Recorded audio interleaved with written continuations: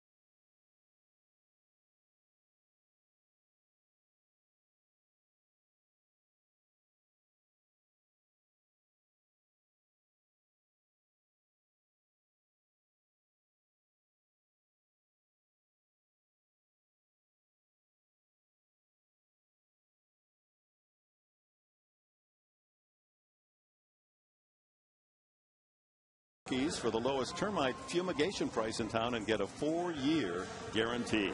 Call 1-800-901-1102. Corky's. Anibal Sanchez, 6-foot, 26-year-old right-hander from Maracay, Venezuela. Last year was 4-8 with a good ERA of 3.87. He's had a career that has involved serious arm and shoulder injuries. Had Tommy John surgery back in 2003. In 2009, 2 times he was on the shelf with a shoulder injury, and eventually that required surgery. But they feel that he's in the best shape that he's been since those surgeries.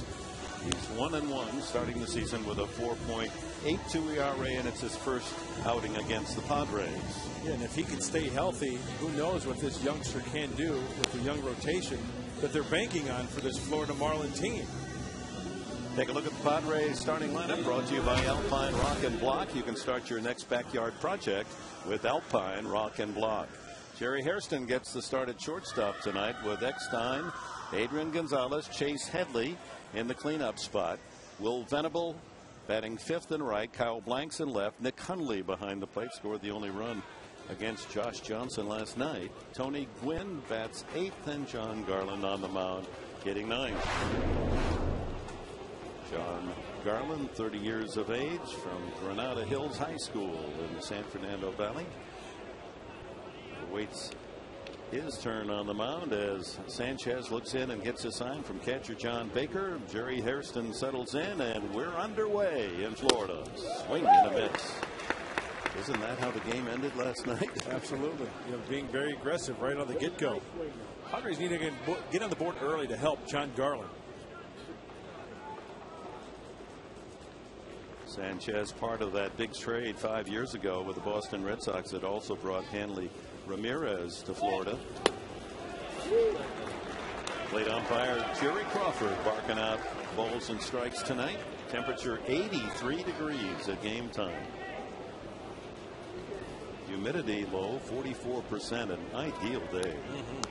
Wind 12 miles an hour, blowing out.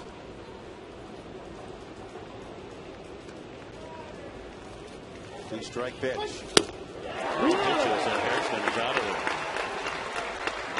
Josh Johnson recorded 12 strikeouts, a career high last night. Magnificent outing. 10-1 win, 3 hits, 3 RBIs, and he allowed only 3 hits. Anibal Sanchez, a 4-pitch pitcher, fastball, slider, curve, and a change, and every pitch complements the other one. He doesn't have like the one certain pitch that is his strikeout pitch. He'll cut his fastball at times. He can get up there about 93, 94 miles an hour on that fastball. David Eckstein looks at a ball inside. Eckstein hitting .254.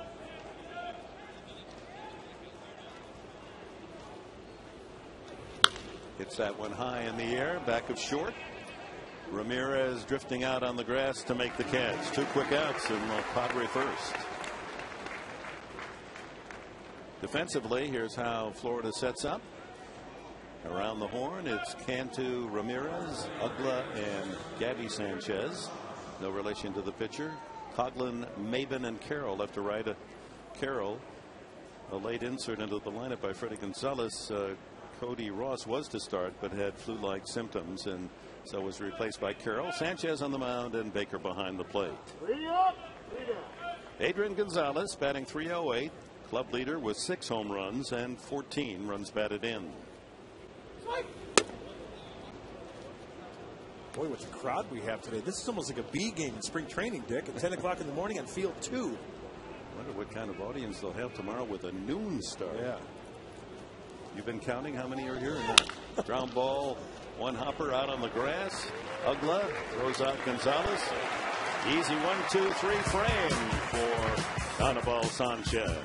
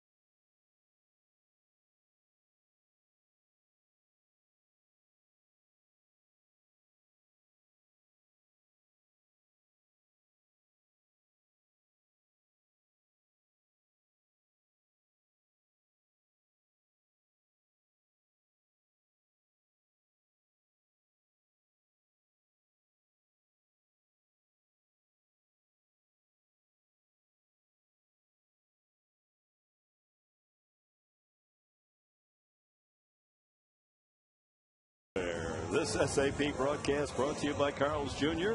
Try the Big Country Breakfast Burrito with eggs, hash browns, and savory sausage gravy. Now John Garland goes to work against the Marlins batting order. Cameron Maben, Chris Coughlin, and Hanley Ramirez in the first inning. Veteran right-hander. That's a strike as Maben tried to bunt his way on, couldn't make contact. That has Headley in on the grass. Maben, long night. He was the only regular in the lineup, the only man in the lineup not to record a base hit. Went 0 for 5. See if John Garland this evening tries to throw his pitches within the strike zone. I know that kind of sounds funny, but sometimes he kind of tries to nitpick, and then he'll fall behind. Too high, 2-1. Sometimes when John Garland throws his slider, he wants the hitter to fish after, no pun intended, after a bad pitch. I think John Garland's got a good enough slider to where he can throw it for a strike and still get an out. 2-2 as Maben fouls that one off. 23-year-old North Carolinian high school phenom. He struck out 26 times this year, by far the most by a Marlin.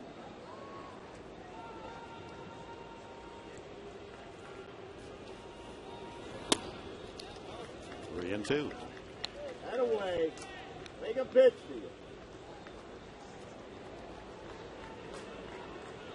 Outfield plays him to hit to the opposite field.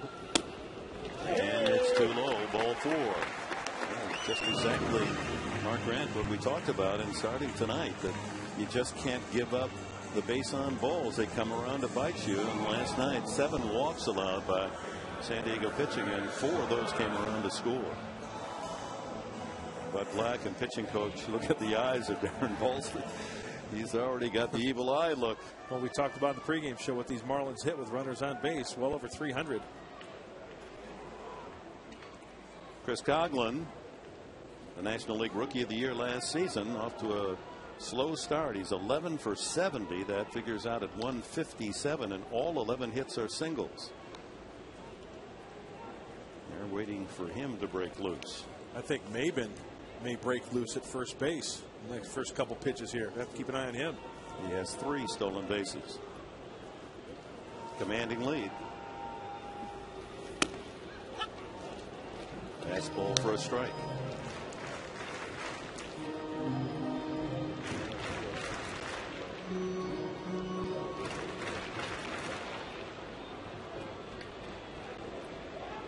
Garland studying the signs of Hundley and the quick throw over. So management of the Marlins continues to be puzzled by the lack of spectator interest. Fans love baseball down here. We all know that, and their ratings on radio and television are outstanding. People just aren't buying tickets.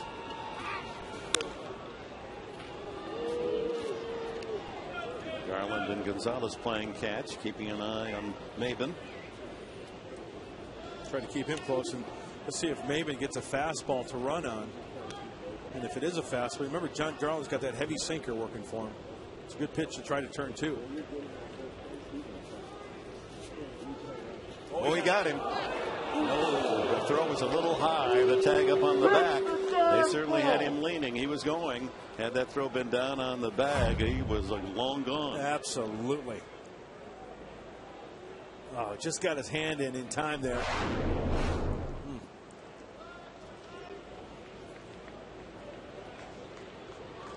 A little safer lead this time. 0-1 the count. He was leaning again. Yes, he was.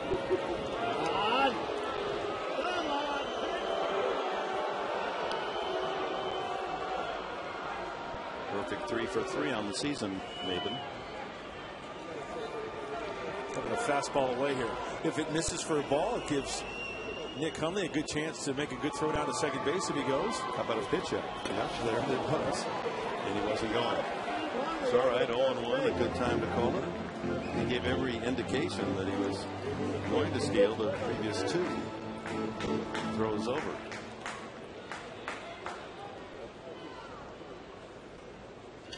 Wouldn't be a bad idea to pitch out again. Remember, Roger Craig once pitched out 3 times in a row. Hum baby. Fouled out of play. Crazy like a fox, Roger Craig. Who was on base that he was pitching out? Gosh, this was back in the 80s. Probably like a Vince Coleman or a Willie McGee. When you talk about those Redbirds of St. Louis. Well, they could run, couldn't they? Mm-hmm. It was an automatic double if you walked to one of those guys. Shouldn't say Redbirds run. They were flying. They were flying. Absolutely. They were accurate.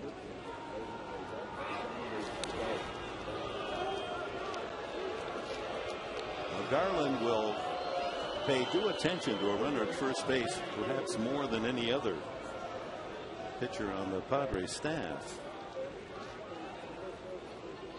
It'll be repetitive. And the pace of the game will slow down.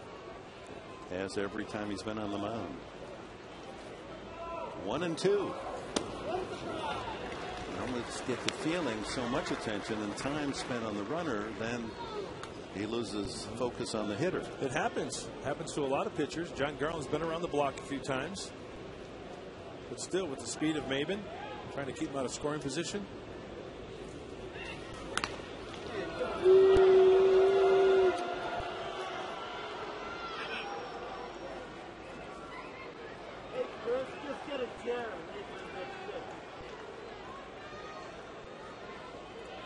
Again, these Florida Marlins, #1 in the major leagues with runners on base, hitting .325 on the season.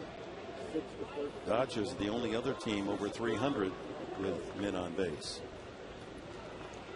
Start off with the lead walk.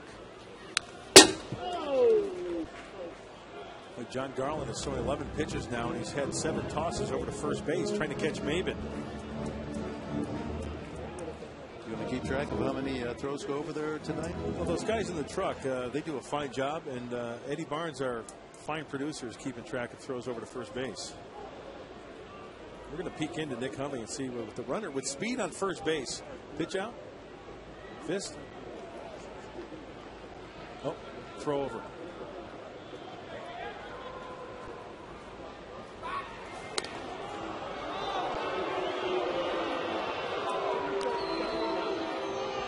This keeps up. Maven's going to have to go in for a uniform change before the first inning's over.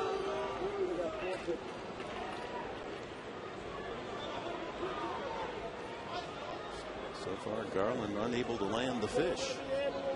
There he goes. Fouled away. He had a good jump, too. It looked like he had a good jump from up here.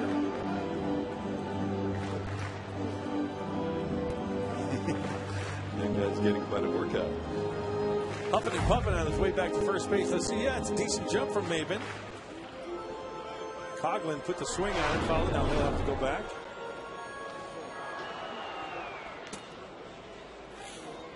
Count set 2-2.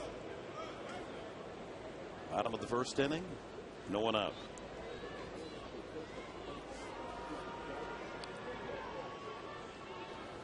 Goes again. Ball. Throw by Hundley. And that should get him, and does. Good throw by Hundley. And a good handle of the throw by shortstop Jerry Hairston. First time he's been thrown out, and all that work keeping him close. Maybe the difference between a foot and 2 feet is the difference in out and safe. Absolutely. And you know, looking at the replay there, it looked like Maven did not get the greatest jump. And credit, what a nice job by Jerry Hairston on the pick, keeping the glove down there, and he slid right into the glove of Jerry Hairston. There was some chirping from the Padre dugout to Jerry Crawford, the home plate umpire. Jerry Crawford, the home plate umpire, yelled to the bench, "I had it down," meaning the pitch. They thought on the stolen base, they might have thought it was a strike, but he said, "I had it down." The Padre bench looking for strikeout, throw out. Now a smothered foul by Coughlin.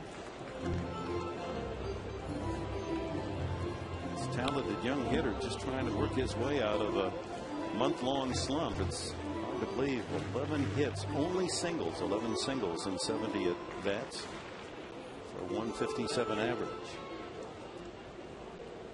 National League batting champion Hanley Ramirez on deck. 3-2 again. Garland to Coughlin. Strike 3. He knew it. Well, he thought it was ball 4. Did you see he tossed his bat? I think he was. That was a delayed reaction. Yeah. No, I think he knew it, and then he tossed the bat half, and why didn't I swing it there? Yeah. So 2 away. Take a look at the Marlins lineup. You've seen Maven and Coughlin, and then Hanley Ramirez stepping in now. Clean up Jorge Cantu. Dan Ugla had a homer last night. John Baker behind the plate bats 6th. Gabby Sanchez, the first baseman. Brett Carroll in right field bats 9th. And Anibal Sanchez on the mound hitting 9th. Ramirez a home run to the opposite field last night for Freddie Gonzalez, the skipper of the Marlins. Looks at a strike.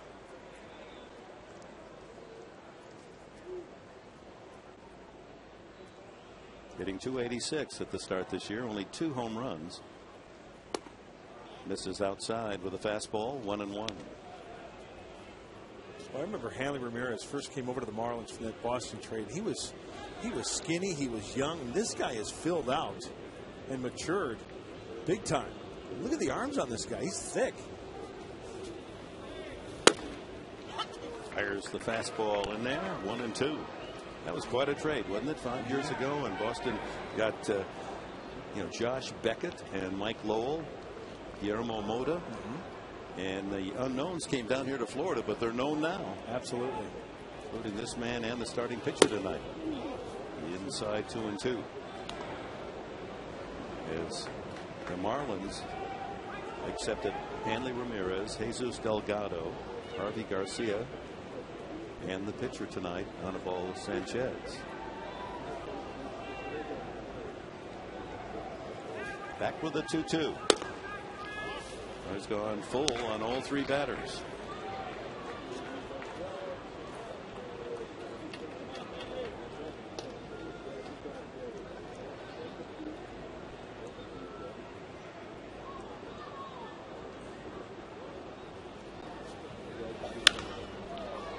That'll go foul down the right field side. He challenged him with a fastball there, 3-2 fastball count. Ramirez just couldn't get that bat head out in front. And Josh Johnson enjoying a W next to his name from last night's performance. Boy, he was good. Well, you tipped your toupee to him, didn't you? Absolutely. Tipped the hair hat to the youngster. Way outside, ball 4. So 2 walks and a strikeout here in the first inning. Here's the Padres defensive lineup brought to you by Tiger Turf. Tiger up your lawn, folks, with Tiger Turf, the world's best-selling synthetic turf. Visit mytigerturf.com today. Headley, Hairston, Eckstein, and Gonzalez on the right side, with Blanks, Gwynn, and Venable left to right. In the outfield, Garland and Hundley, the battery. Jorge Cantu lines a base hit to left. Moving up 90 feet, Ramirez on a solid single by Cantu. 278 hitter coming in. Thanks to the throw by catcher Hundley, the catch Maven stealing, the Marlins are still off the scoreboard. Well, he's aggressive, isn't he? Cantu loves to swing that bat early and often. That was the first pitch sinker, trying to get ahead. Nice way to start an evening. Walk, strikeout, walk, single. But still scoreless on the Marlins here in the first. 2 on, 2 out to Dan Uggla. Uggla batting a solid .329. It's his best April ever. Career-wise, he's usually 100 points under that, a slow starter. There's a strike at 90. Homered last night, just fair down the left field line. Knocked in 3 runs. His career average in April is .236. He's hitting .329 this year. He has been a nemesis to Padre pitching since he came up to the bigs. Another fastball strike. As John Garland continues to go away to these right-handed hitters, he may get that call. And one nice thing about the smaller crowds is that the sounds of the game. Oh yeah, are so vivid. You can hear the umpire bark out the calls. You can hear the ball in the leather of the mitt. Just smacking in there. Let's see if we can hear John Garland talking to Nick Hundley. Hey, we counted them, Dick, before the game out in left field. We've got a baker's dozen out there? Well, no, they're coming in now. It was 15 last I counted. I think they're up close to 20 in the left field bleachers. That's like their own little suite out there in left field. Hey, anytime you're here, it's sweet, huh? Got the that ball right. yard. Got that right. There they are. Go get them. 1-2 pitch is a slider away. I'm surprised the Marlins fans here in Florida haven't gotten together and had a little section called the Owl section. Uggla in Swedish is owl. So what a great way to start a rooting section for the Marlins second baseman. Nobody's took onto it yet, though. Should be tough in night games. 2-2. He misses again. Well, is it automatic that he goes 3-2 on every batter? You know what? There's that slider that he's trying to have these hitters swing at. I think John Garland's got a good enough slider to where he can throw it for a strike rather than trying to nitpick and have him swing out of the zone. They're not biting at that slider down and away off the plate. 30th pitch coming up, and we're in the first inning. 2 on, 2 out, 3-2. They're off with the pitch. Fly ball to right. Routine, Venable. And the inning is over. 3 base runners. They leave 2 after 1. No score.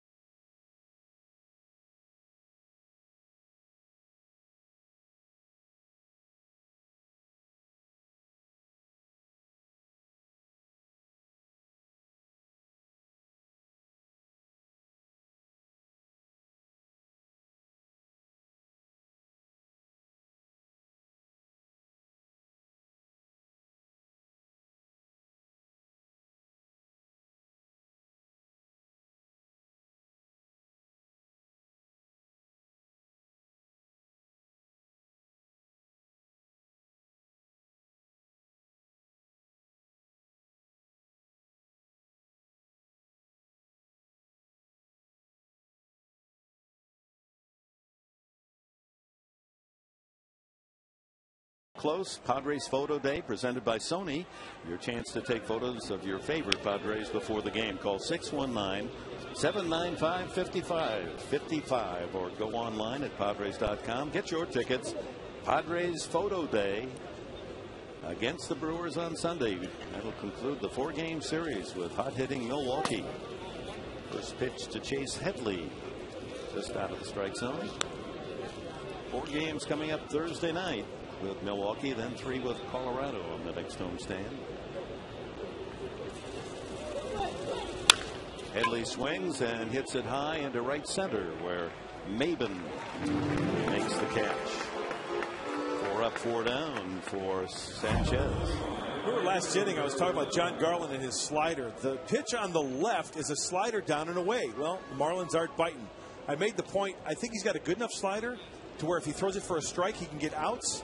The last pitch of the inning, last time out there for John Garland, look at that. A slider for a strike on the outside corner, hence the fly ball to right field off the bat of Dan Uggla.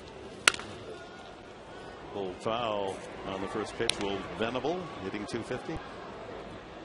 Aaron Balsley perhaps discussing with Garland exactly that point. The way he held his hands apart, as if to say it's so far out there you can't get them to fish for that one. Changeup has Venable out in front. 4 home runs, second on the club.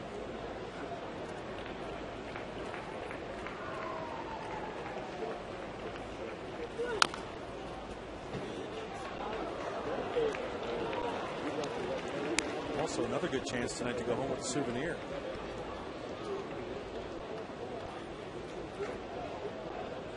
Maybe every fan will get one.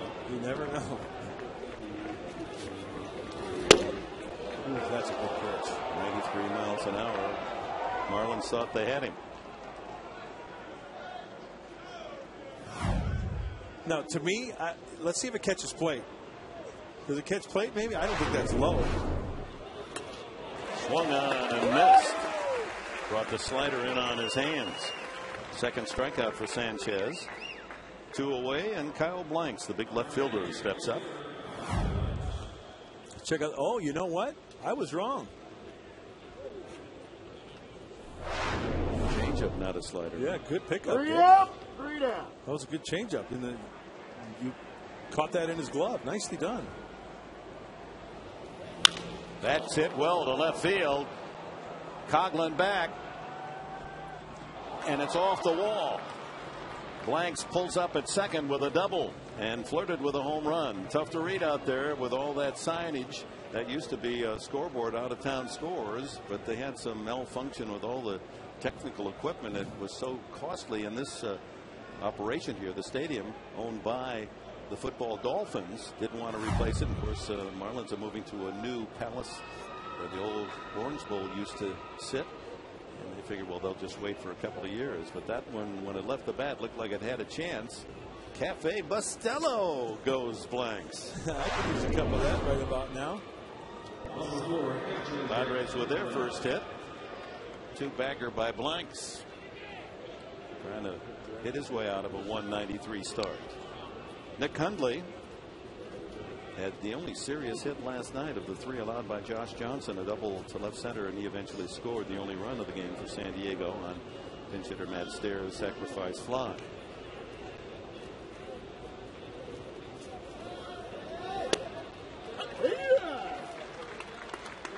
Ball strike. You know, I learned something, Dick, on the that last pitch to Venable. It had almost cutter-like, slider-like break, but in fact, we went back and looked at it, and it was a change-up grip. So that means that the ball is coming out like he's working around the baseball a little bit on his change-up at times.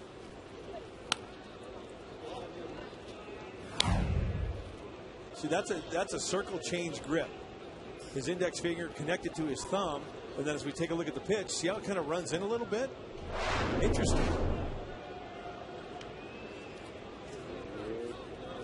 2 outs. Blanks at second here in the second. Off speed. 79 with that curveball, catching the inside corner, and Hundley off balance, 1 and 2.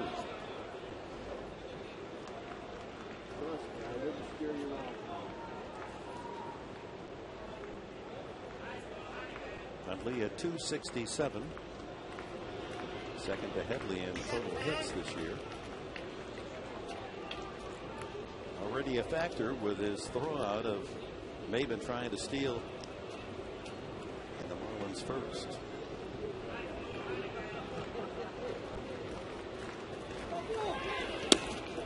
Two and two. So far, Hundley has not seen a fastball.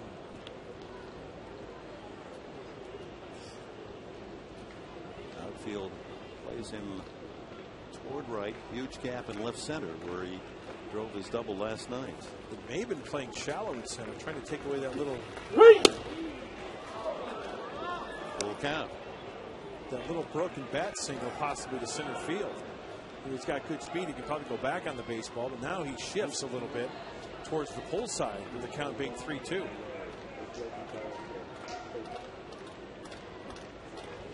Blanks with good speed at second. That ball lined to left for a base hit, and here comes Blanks around third. The throw from Coughlin to the plate is way offline. The Padres take the lead 1-0 on a single by Nick Hundley. He moves to second on the throw. So with two outs, double by Blanks, and Hundley's line drive single brings him home. And the crowd goes wild. Back in the sports bar in San Diego. That's right. They're going nuts back there. And, you know, put this in your scouting report, folks. Coughlin out in left field. Not really the best arm, and certainly not accurate right there, because he had plenty of time to get to that baseball, was hit sharply, and did not make a good throw. Blanks with the luxury of running as soon as contact was made with two outs. Now Hundley in scoring position, moving up on the throw. And Tony Gwynn at 195 steps in.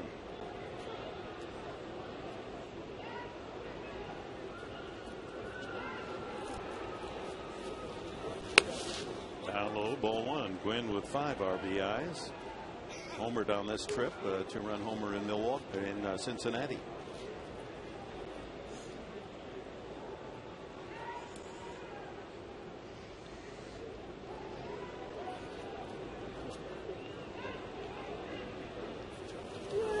Line drive right field. This should get another run home. Here comes Hundley steaming around third. Throw to the plate, and he is out. What a throw. Brett Carroll, they told us he has one of the best arms in the league. He has just shown it, rifling in a one-hopper to nail Hundley at the plate, and he was running with 2 outs. Big play by the right fielder, Carroll. Wow, did that get in there in a hurry. Padres settle for 1 in the second.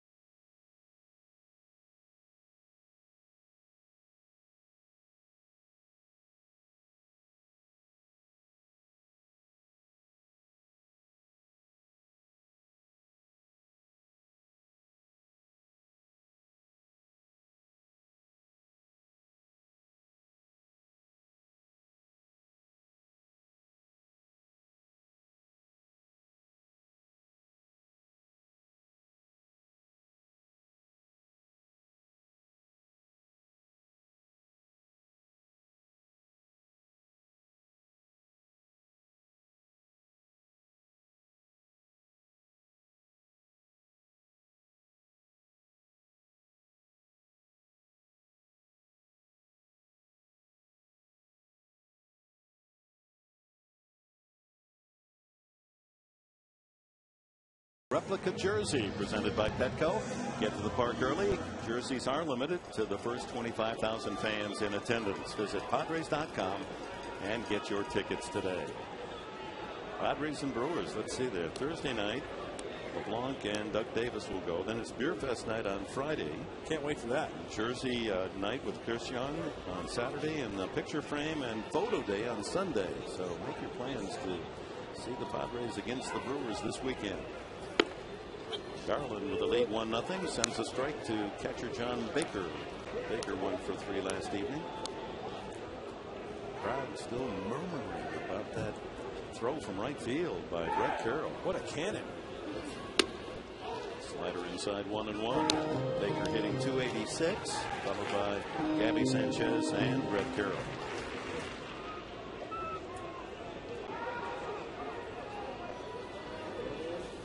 Foul at the plate. I'll throw a name at you. Of course, you talk about right field arms, and Roberto Clemente is the obvious arm that comes to mind. But back in the days, in the 50s and 60s, Rocky Calavito. Oh, sure. I mean, he just loved the idea of being able to wind up with. In fact, he had such an arm they used him as a pitcher one of the years. Oh, I didn't know that. In my era, growing up and playing against guys like Dave Parker.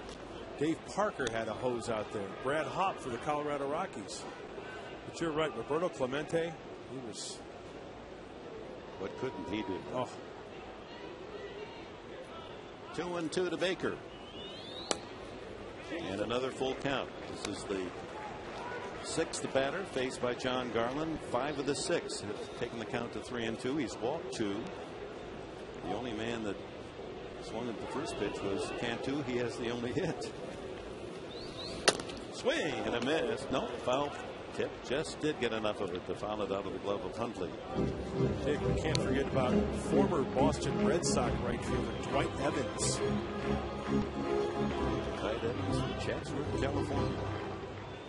Got a gun. You just don't see the big arms that almost all the outfielders had back in the day. By first. And you know what? I'm not going to generalize because everybody doesn't fall in the same category.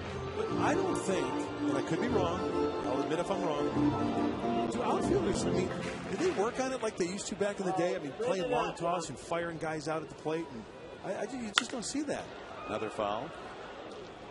You bring a point that is in a little different tangent from that, and that's the fact that teams don't take infield practice, and it was part of the fun of coming to the park early. You'd see batting practice, and then the infield, and you'd see the different arms, see who could throw. That was kind of when you had a guy that could really throw like Carroll, it was worth sitting around to enjoy. Back again, 3-2, and there's another walk, the 3rd by Garland. So he walks the leadoff man again. 3rd walk. The Coors Light Freeze Cam is brought to you by Frost Brewed Coors Light, the world's most refreshing beer. And let's freeze it to see just how close this was at the plate.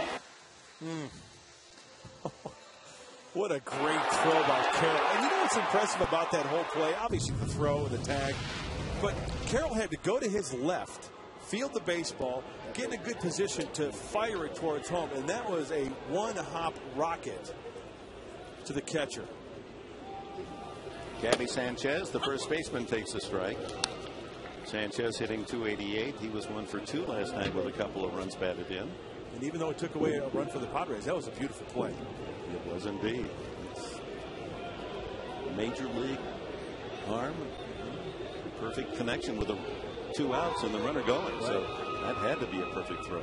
Hunt is not slow. That one foul off the leg of Sanchez. The Padres putting 3 hits together in that second and getting only 1 run.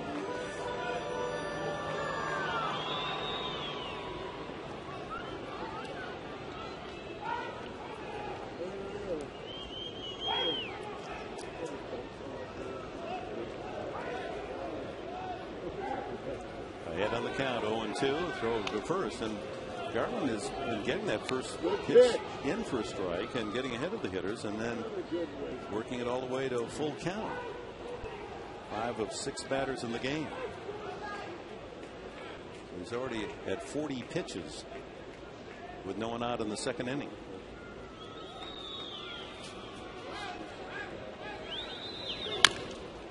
That's jammed off his front foot. Foul ball. There's talk when the Marlins move into their new retractable roof stadium down at the site of the Orange Bowl, and the construction is, they say, around the third complete, but they won't move in. There's a look at it out on the outfield wall. Not next year, but 2012. That they'll then become the Miami Marlins. It seems natural, but because this facility is out in Florida, not really downtown Miami, they use the entire state, Florida, as with California Angels, Minnesota Twins. Miami Marlins has a better alliteration, don't you think? Yeah, they had a minor league team back in the day, also the Miami Marlins. So going back to that, I think they'd have a nice ring to it. Count remaining 2 strikes on Gabby Sanchez. He's fouled a couple off his own foot and leg. Stands well away from the plate, doesn't he?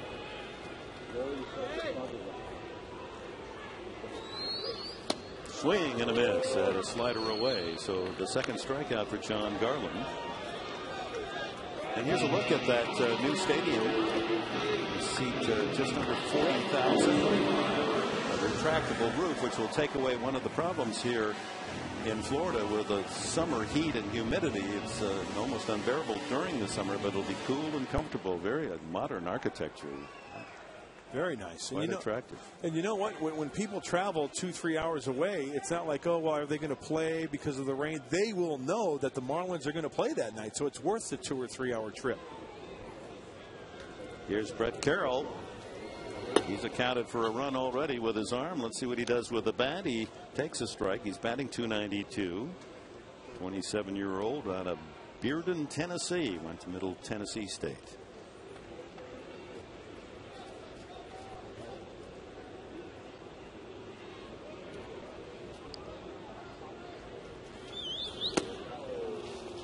Change up. 0-2. Brett's brother Brandon is a movie producer out in Hollywood. I wonder if he's thinking about a baseball movie. Could be. I'm sure his brother here would love to play a part. He could certainly play if they need a runner thrown out at home, they know where to get their guy. Be the real thing, huh? Well, there have been a lot of movies about baseball. It's a good topic. Some have been okay. Some have really been terrific. What's your favorite? Well, I'll ask you in a little bit about yours first. I'm going to let you go first. Swing and a miss. That's another strikeout for Garland. His third, and that'll bring up the pitcher, Anibal Sanchez. My favorite, I will answer first because I've seen it 7 times. There's that breaking ball from Garland. Little slider.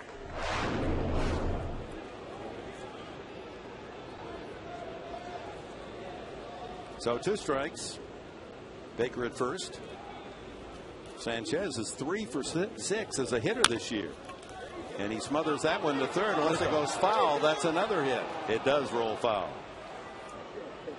He had only 5 hits in his career and 86 at bats prior to this year.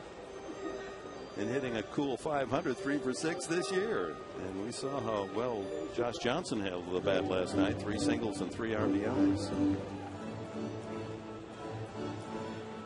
Well, I know we've seen a lot of full counts from John Garland, but believe it or not, he's 9 for 9 on first pitch strikes. Just can't get ahead of him and put him away. Dodgers and Mets playing a doubleheader due to the rain out yesterday. The Mets have won the opener 4-0. Santana now 3-1. First of a twin bill in New York.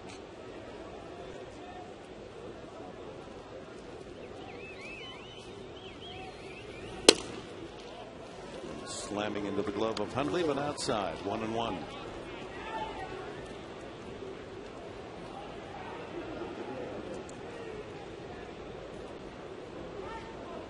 We're in The bottom of the second, 2 out. John Baker with the leadoff walk still at first, and this is a fly ball by Sanchez, shallow and right. Eckstein out to make the play.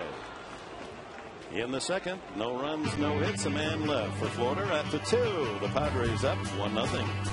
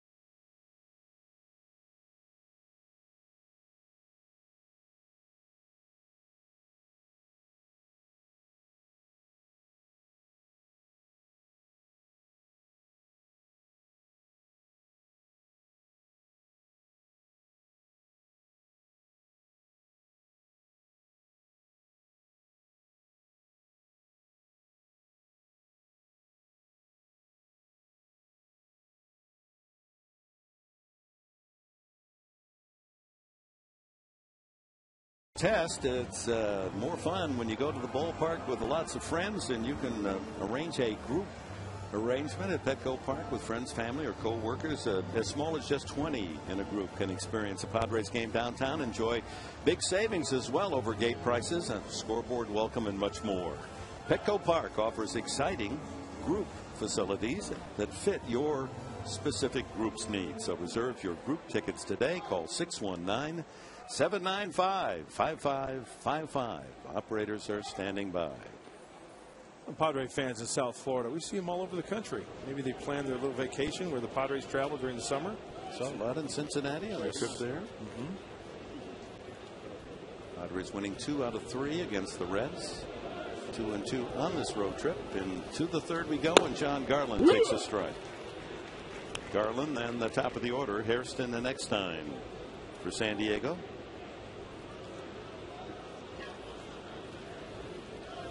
Ground ball right side, easy chance for Uggla. 1 away. Jerry Hairston comes up. He struck out swinging his first time up.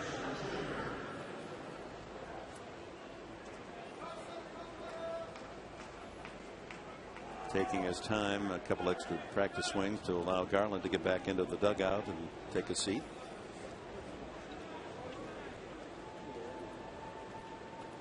And when the Padres had their 8-game winning streak snapped on Sunday in Cincinnati, they had runners at first and third in the top of the 9th inning, and Hairston up and heavy rain falling. And he hit one right on the nose. Had he pulled it just a bit, Padres would have had a 9-game streak. He hit it towards the wrong guy. Also, remember Drew Stubbs out there in center field. He's got tremendous speed for the Reds. Ran it down.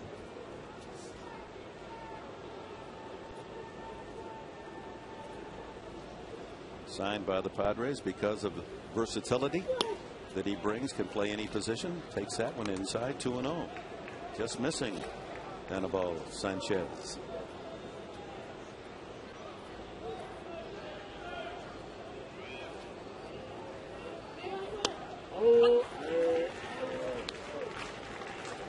Good speed. Yeah, it doesn't look like anything that Sanchez throws is straight. Like I said earlier, sometimes he'll run that fastball away from a righty as like a cutter. Sometimes he'll run it in a little bit. The changeup acts as a slider. There's a little two-seamer it looked like from Sanchez. Inside, 3-1 to Hairston.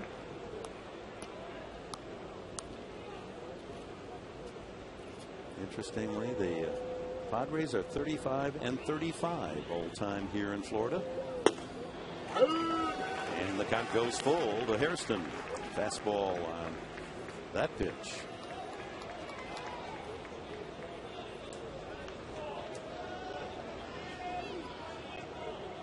Manager Freddie Gonzalez of the Marlins, winning last night, is now 253 wins, 252 defeats in his managerial career.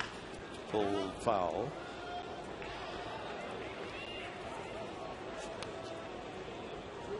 There's the skipper of the Marlins, Havana born, former catcher, never made it to the big leagues.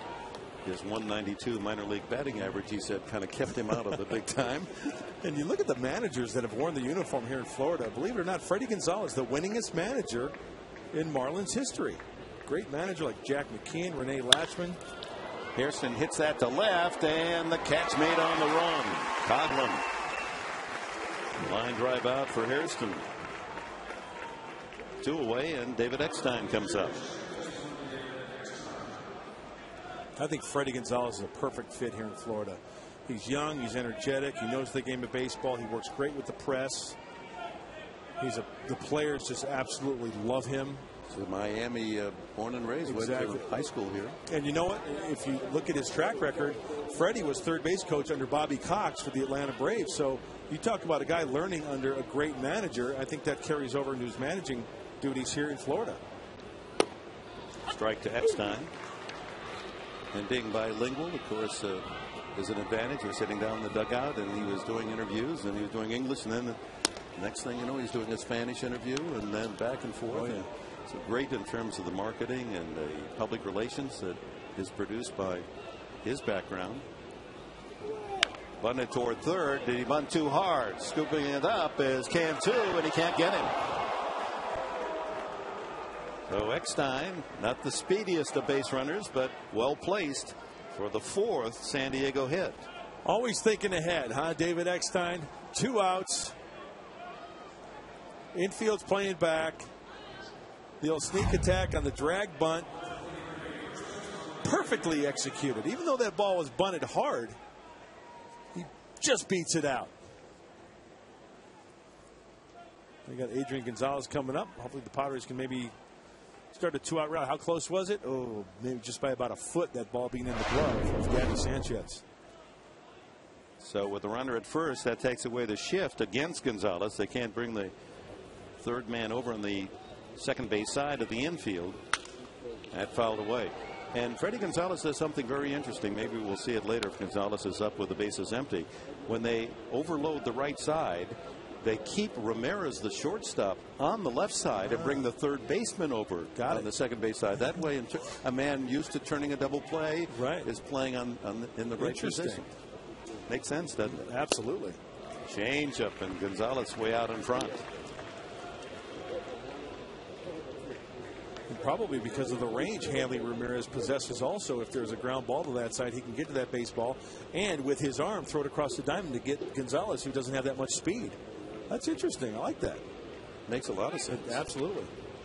Why put your shortstop over second base and leave your third baseman in a position where he might have to turn a double play? Yep.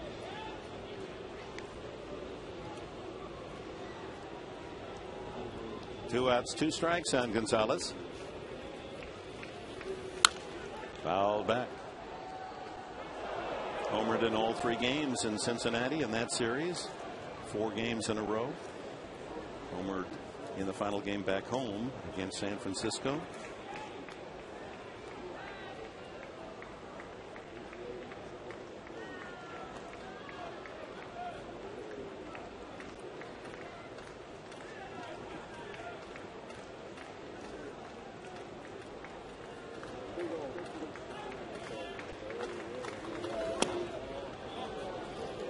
.93-mile-an-hour fastball downstairs. Well, the baseball world may not know a lot about the San Diego Padre roster, but they know about this man.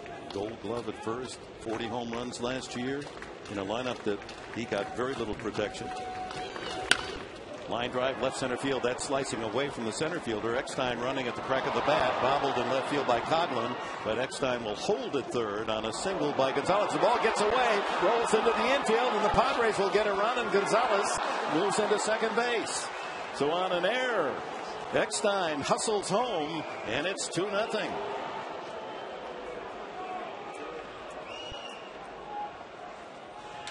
And high fives all the way around. And what do you know? With 2 outs, our little mascot with the drag bunt enables Adrian Gonzalez to take a breaking ball the opposite way.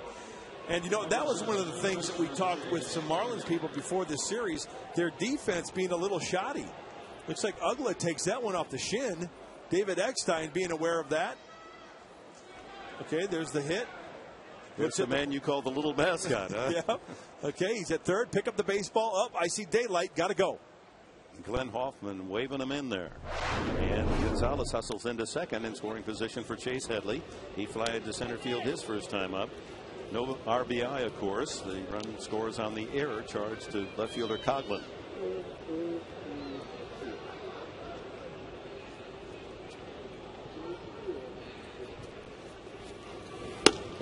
There's a strike. Well, in the second inning with 2 outs, Blanks double, scored on Hundley single, and then Hundley thrown out on Gwynn single.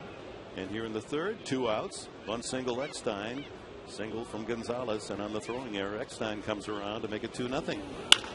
Pulled right to the first baseman, gets through it under Gabby Sanchez. Here comes Gonzalez, going to be a play at the plate, and Gonzalez is out.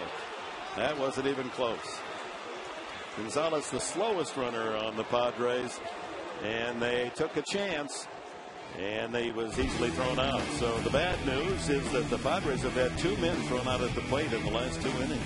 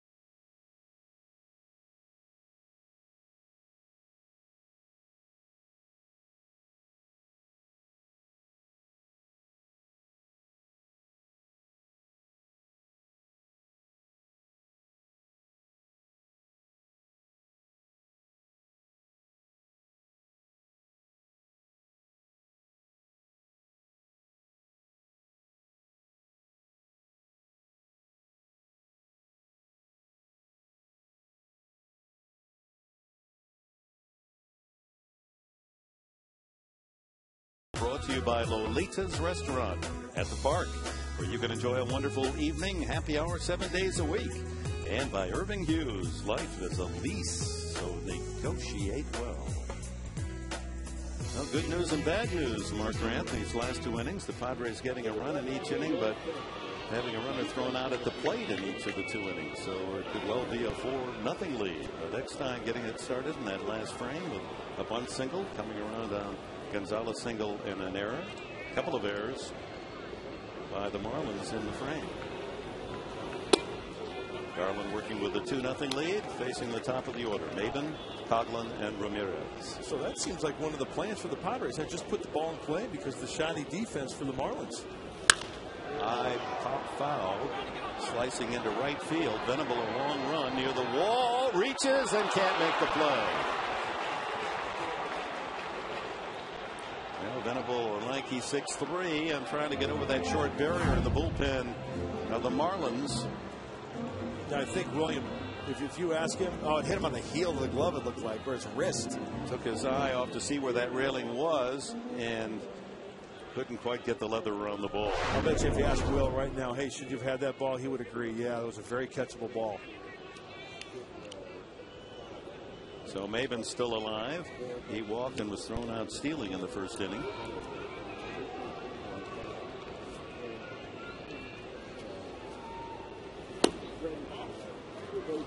Runs that fastball inside, 2-1.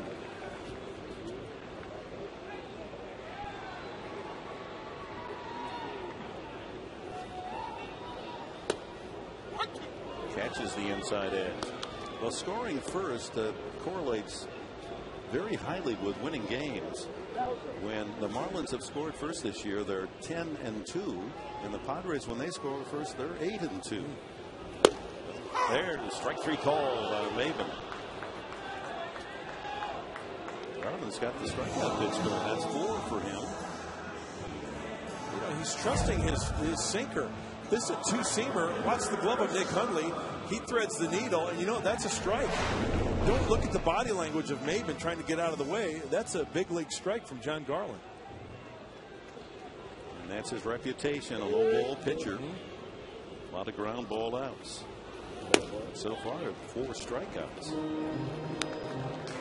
His ball moves quite a bit to where he can trust himself to throw the ball towards the heart of the plate, knee high, and he will get outs. He's proven that tonight. Strike 1-1 to Coghlan. He took a 3rd strike his first time up.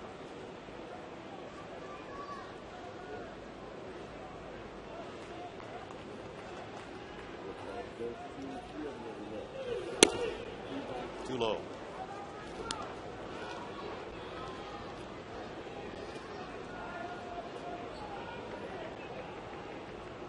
Rookie last year hit .321.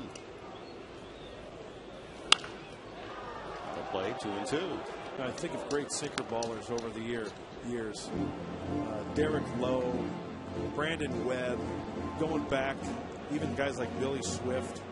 I mean, these guys had great. I would have killed for a sinker like that. My gosh, it's like trying to hit a shot put. Just that heavy ball. Oh, it's a great pitch. Foul. That caught the shin guard of plate umpire Jerry Crawford.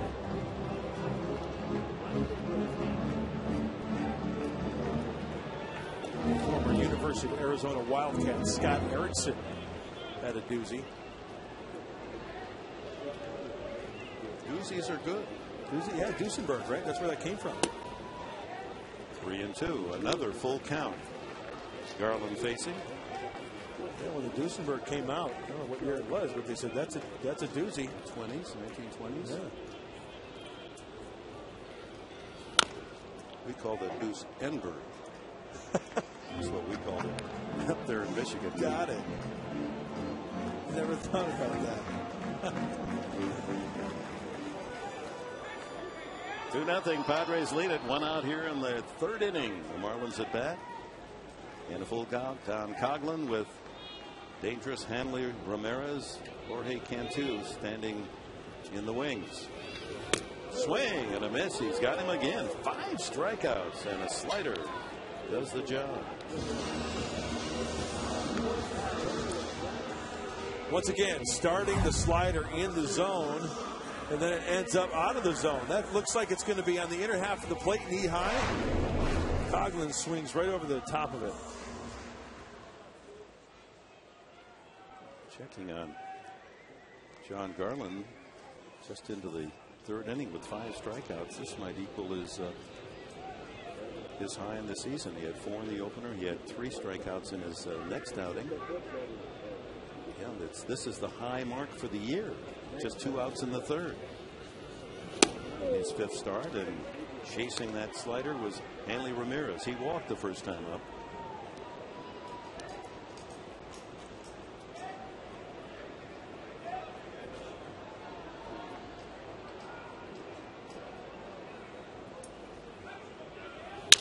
Broken bat, Eckstein. And it's a 1-2-3 inning. After 3 here in Florida, the Padres leading the Marlins 2-0.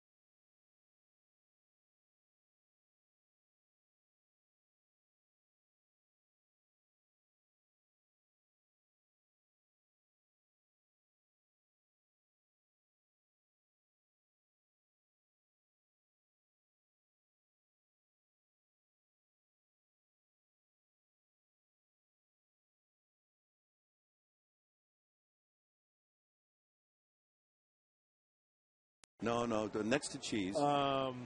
There, see, Beer Fest. How about a beer fest on Friday night?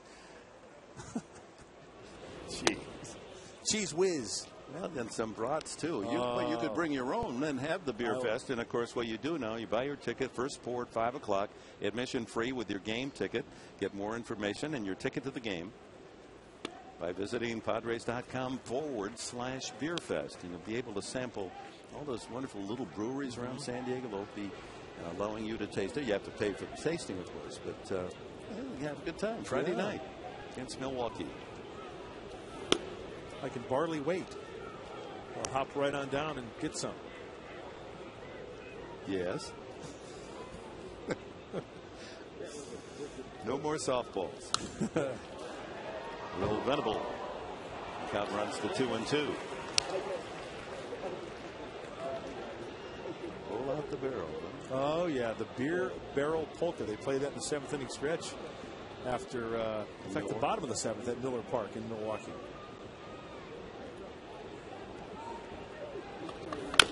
Another foul.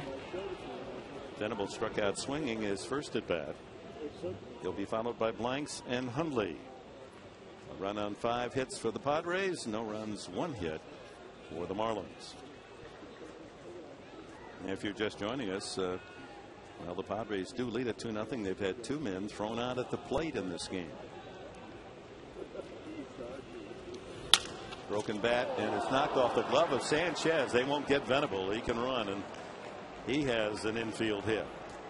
As Sanchez unable to field it cleanly on the comebacker. And it is ruled a hit. It looked like Sanchez. Watch his follow through. He throws, falls off. He's got his backside towards the hitter and tries the desperation glove save. Can't come in with it cleanly. I've seen guys flip the ball over to first base with a backwards flip, getting very lucky. Kyle Blanks doubled to left center and scored in the 2nd. Takes a fastball strike, a 91-mile-an-hour heater. Did you see Baker after that pitch, the catcher? He caught the baseball as a call strike, and he looked at Sanchez and said, easy. Like, take it easy. That was too good of a first pitch, I thought, that Baker was telling his pitcher.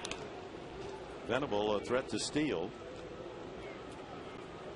Had 9 in spring training. And he's 4 for 4, as you can see, in the regular season. Foul off the front foot. He's done a lot of that. That's why he's wearing that guard. Old number 88, or 8 last year. And Yorby Torrealba came over and signed with the Padres, and that was his number. So Blank's kind enough to go with 88 and pounds that one hard off the top of the foot. No protection there. Jerry Crawford, the home plate umpire. Baker and Sanchez just having a little bit of chat till the pain subsides from the leg of Kyle Blanks. I'll tell you what, Jerry Crawford's one of the best. I mentioned a little bit last night, but a good umpire, good guy, has fun umpiring. Yeah, that's the key, isn't it? He does. Yeah. He's got passion for the players, the game. And just like good officials in any sport, football, basketball, baseball, they talk to the players and let them know, hey, do you do that? I got to take charge here. I'll let you get away with it once, but I'm warning you without, overwhelming the game. You know what else he does? This is funny. Like, when hitters hit, they'll leave the bat. The bat's hanging around home plate. Jerry will pick up the bat for the bat boy to run out there. Mess with him. He'll grab for it, and he'll twirl it around so the kid can't grab it. Inside 1-2 to Blanks. I want to see Kyle Blanks get a good fastball and rip at it. Be aggressive there, big boy. Lost 15 pounds in the offseason, down to a meager 270. Breaking ball up out here. Outside 2-2. See, I think Kyle Blanks, if he's aggressive, I'm talking early in the count, first pitch fastball, he will get more walks as a hitter, because then if pitchers see that, I mean, here's a guy who's 6'6", swinging the bat aggressively, pitchers will be a little bit more tentative, and then he will get more walks.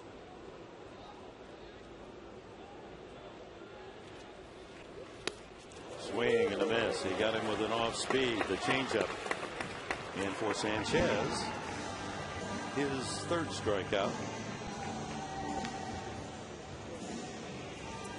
We'll get to foul blanks later, but more and more you realize for the Padres to have not just an ordinary season, but a really good season, this young kid Blanks, who's got tremendous power, if he ever gets it and doesn't guess and figures it all out, gets that swing and going, they're going to be formidable, because that'll really load up the middle of the lineup. And he's the kind of kid, if he ever grows into mentally and emotionally grows into his power, he's a cleanup hitter. He's a number 4 guy. No question. And there's going to be peaks and valleys. And quite honestly, folks, there's probably going to be more valleys. Nick Hundley, they go pitch out, and Venable not running. You know, the regular season is not spring training where you're pitching a guy that's from Double-A or an A-ball guy on the roster in spring training. This is 1 through 5 in the rotation where guys are pretty darn good. And you've got to face those guys every single day in the lineup. 1 out, Venable at first. There he goes. Got a big jump. Won't be close. Oh, he was off on the pitcher. Had 3 steps before Sanchez delivered the ball. I think Baker had a tough time getting that rock out of that glove. Oh, yeah, he had a good jump. That's number 5 for Venable. Another King Stallman stolen base. So Venable, son of outfielder Max Venable, at second base. Hundley checks the swing. It's a called strike anyway. Hundley with an RBI single to drive in the first run of the game for the Padres. After Blanks had doubled with 2 outs in the second, he brought him home on the line single to left. And he eventually at second base tried to score with on a 2-out single by Gwynn, but was thrown out at the plate on a tremendous throw by Brett Carroll, the right fielder. High. 3-1 to Hundley. Padres added a run in the third with 2 outs. A bunt single by Eckstein. Single to left center by Gonzalez. An error by the left fielder Coghlan, allowing Eckstein to come around to score. And eventually Gonzalez was thrown out at the plate on another error. That ball hit in the air right side. Foul territory. Gabby Sanchez for the second out.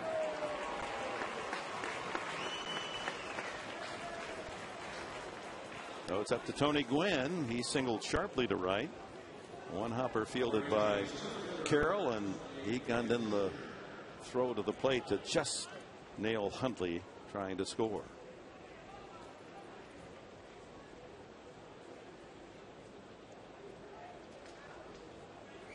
Fourth inning, 2 outs. Venable at second.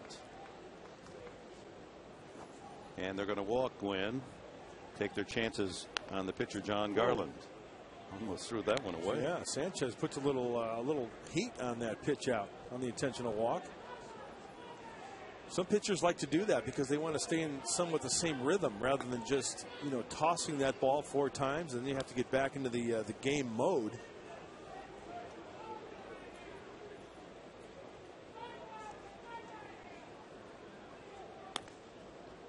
So when Gwynn walks, the onus is on Garland to try to help himself, but at the very worst, you get that pitcher spot out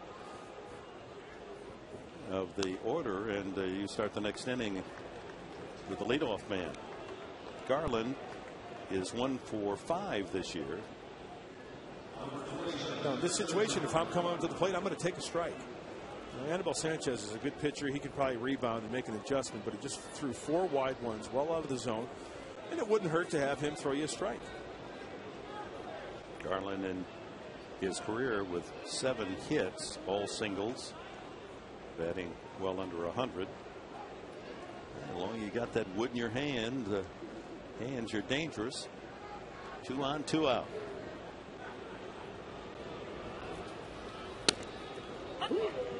Starts him with a fastball on the inside corner.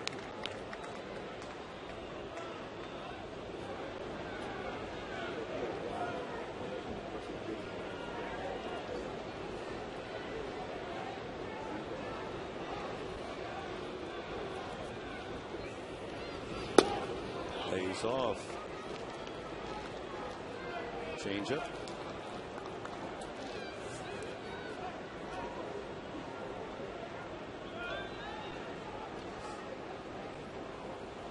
2 on, 2 out. 1-1 to Garland, the pitcher.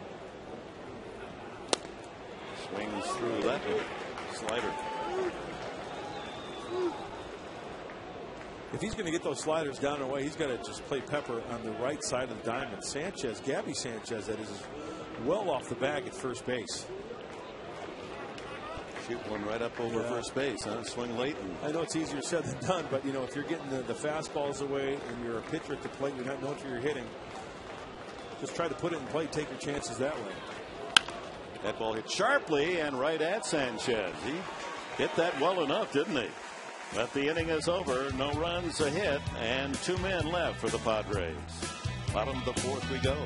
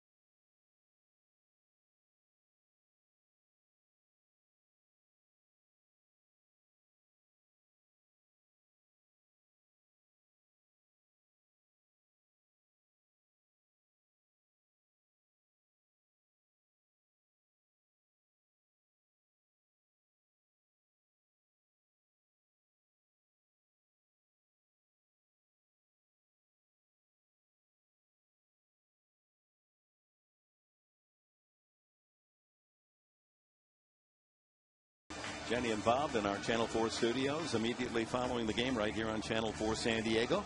Sequan Casino, San Diego's daycation getaway. John Garland goes to the 4th inning with a 2-0 lead. The middle 3 of the Marlins order, Cantu, Ugla, and Baker to bat. Garland now in the last 15 innings has allowed just 1 earned run. Cantu the only Florida hit. Garland again getting that first strike in.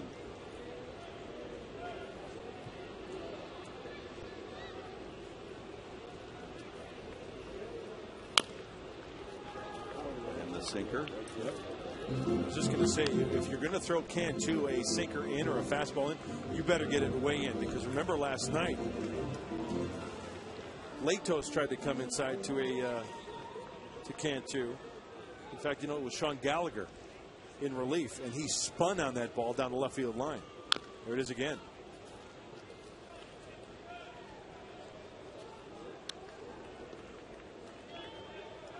Had his hitting streak snapped at 17 over the weekend in Colorado.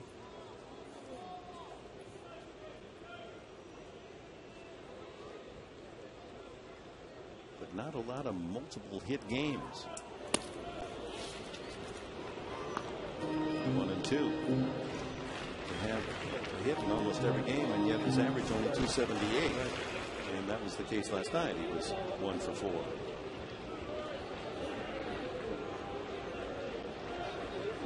He's always hit Garland well, 5 for 10 in his career coming into the game this evening.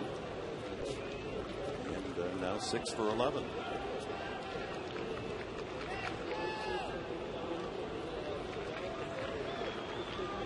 One and 2. Strike on the outside corner. Garland got a good call from Crawford and now has 6 strikeouts. Great pitch. Jorge Cantu cannot argue with this call because that is at the knees, right on the outside corner. Thank you very much. Little two-seamer brought it back a little bit. You bet. Nice job by Nick Hundley to leave it right there for Crawford to call. Dan Ugla, fly to right, his first at bat. He'd worked the count to 3-2, as so many hitters have tonight against Garland. This one is swung on first pitch. Eckstein waiting for it to come down at second base. Boy, that was high. 2 gone. Quick outs for John Garland. Nicely done. Brings up John Baker. He walked, leading off the second inning.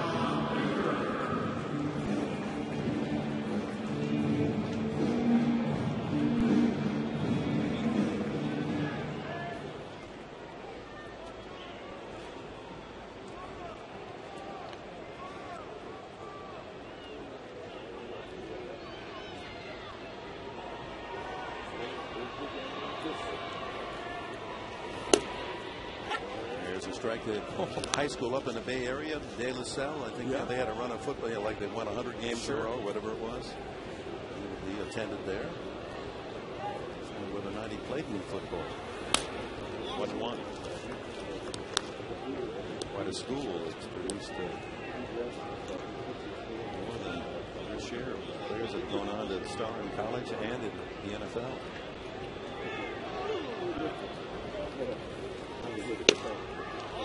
Good eye. 2-1. Tried to run that fastball away.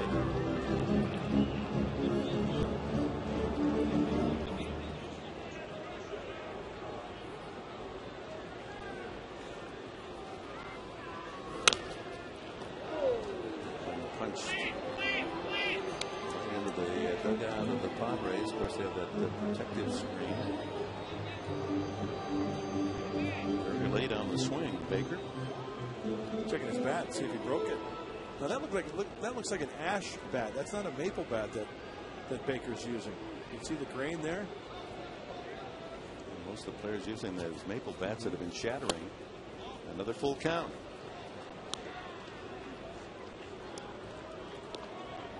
Seventh full count for John Garland tonight. It adds up to, with all the strikeouts, to 67 total pitches. The 2 outs in the 4th. Timeout called by Baker.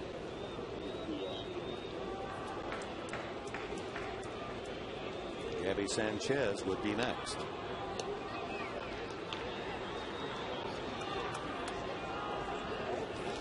Baker giving himself a little instruction, a little clubhouse meeting. 3-2 the count. Swung on and missed, and 7 strikeouts. A slider gets Baker, and Garland having quite a night with a strikeout pitch. 1-2-3 the story for the Marlins. It's the Padres up 2-0 after 4.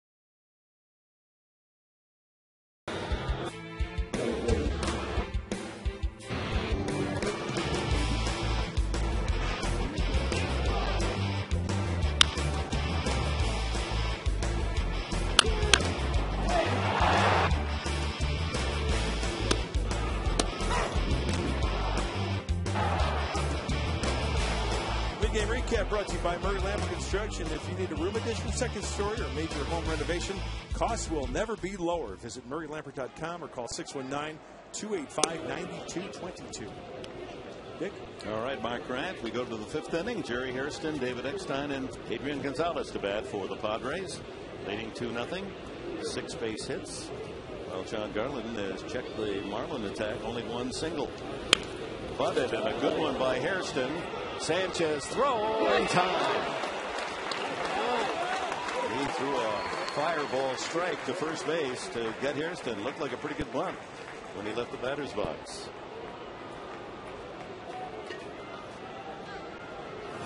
Remember, that's how the Padres started a little bit of a rally when David Eckstein put down that bunt with 2 outs, trying to get base runners, and a nice hustle by Jerry Hairston, but also great athletic ability on behalf of Anibal Sanchez. Not quite close enough to the line to beat it out. Here's Eckstein. He did beat out a single his last time up. Back in familiar environs. Seminole, Florida, across the state, University of Florida. 1-1. Nobody recruited him, walked on with the Gators, became an all-conference academic All-American. Isn't that a great story? It really is. And here, when you see him play, people will come and say, "Who's that guy? Looks like a little leaguer." The way he wheels the bat around. Yeah, I'd love to tell people. People ask me all the time, "Well, what's Eck like?" I say, "Well, he's a prince of a guy." But if he were to walk down the street now, I'll say to just the average Joe, "See that guy there? Would you bet that he was an MVP in the World Series?" People would say no. Pounds this one toward the hole and throw for a base hit. So Eckstein has his second, just gets that under the glove of Cantu. Let's go back to Gainesville and see the man wearing the blue and orange number 18. That's awesome. Hey, he hit with some power too in college. Now don't underestimate the, as you call him, the little mascot's ability to get into one. Look at this. Going the opposite field. Look at him hustle. That's the kind of guy you want on your team. Oh, I love that. And that one is out of here. David Eckstein. 1 out, and Adrian Gonzalez a single in 2 trips. He just knows the game, knows how to play the game the right way, anticipates every play the way you want a big leaguer to, and you can certainly learn any kid in that clubhouse, and that's one of the reasons the Padres were quick to sign him before the end of last year, what he means to the team in the clubhouse. No doubt. Ground ball right side. Glove to throw to second base in time for the force. Good play by Ugla to take a base hit away and get the force of Eckstein. So Gonzalez robbed of a hit. I had this ball ticketed to right field at first and second for the Padres, but Dan Ugla, what a great play. You can see the snow cone, and what a great double play combination. Ugla and Ramirez, that's 4 All-Stars between both those guys' appearances. They get the lead runner. That's a tough catch for Ramirez with a runner sliding right into that throw. But Ugla makes a defensive gem here to take the Padres out of a potential inning. Headley 0 for 2, flied to center and was safe on first baseman Gabby Sanchez error, and that was the play where Gonzalez, who was at second base at the time, rounded third and tried to score and was thrown out easily at the plate. So you trade Eckstein's speed for Gonzalez on the fielder's choice, and Headley laid on that fastball 0-2. Headley had a rough night, his roughest of the season last evening against Josh Johnson. 0 for 4, 3 times he was struck out. Batting .351 at the start tonight. Not a play.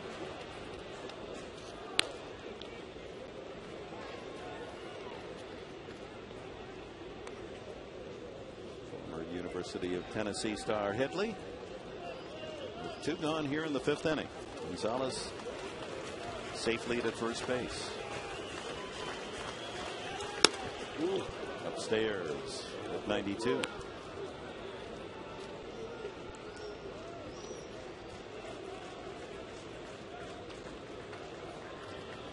Every day you come out to the ballpark early, and this guy's in the batting cage even before batting practice. He's a cage rat. Can't find that one. Good sink. Strikeout for Sanchez ends the fifth. No runs and a hit. Another man left for San Diego. Halfway mark. 2-0 Padres.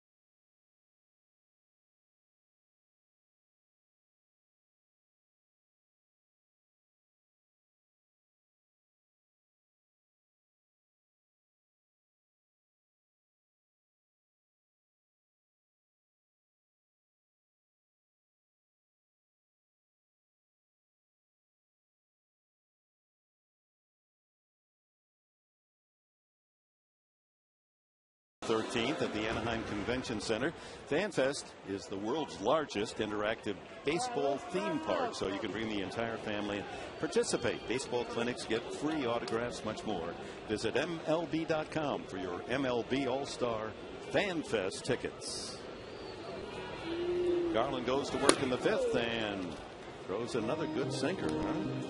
Garland is really settling in. The first inning and the second inning, he threw 49 pitches. In the third and fourth innings, 27. So he's feeling very comfortable out there as we go in the middle of the ball game here. He's retired 9 straight Marlins. 1-1. Slider missing away. Gabby Sanchez struck out swinging, one of 7 strikeout victims of Garland tonight. Foul high and off to the right. You know, after reading up on this Marlin team, there was an interesting nugget on Gabby Sanchez. You know, he went to the University of Miami here in Miami. He played with Ryan Braun, who is now with the Milwaukee Brewers. But it's funny because Anibal Sanchez, who's pitching tonight, when Gabby Sanchez was minor league property of these Marlins, it was September of '06. He was in attendance when Sanchez threw that no-hitter against the Diamondbacks. He jams him and he goes around, punched out by Brian Onaro, the first base umpire.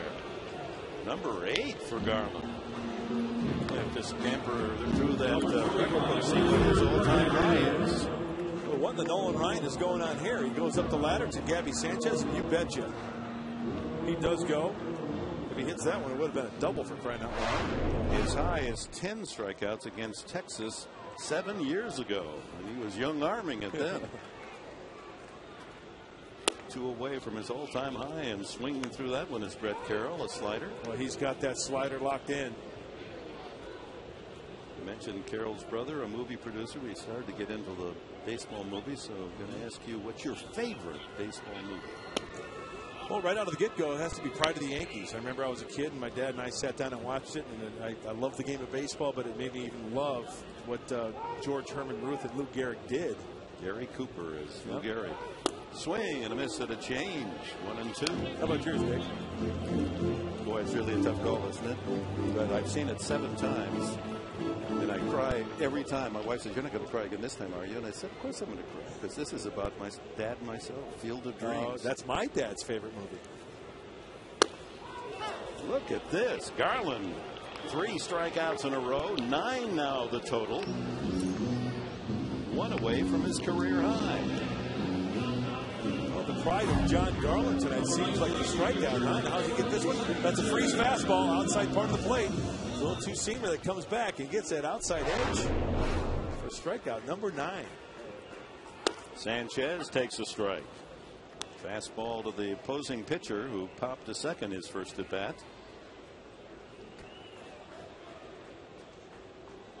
The lanky right-hander, 30-year-old John Garland. Ground ball by the mound. Scooped by Hairston on the run. 1-2-3, the Marlins story in the 5th inning, as 12 men have been retired by John Garland. Padres 2, Marlins nothing.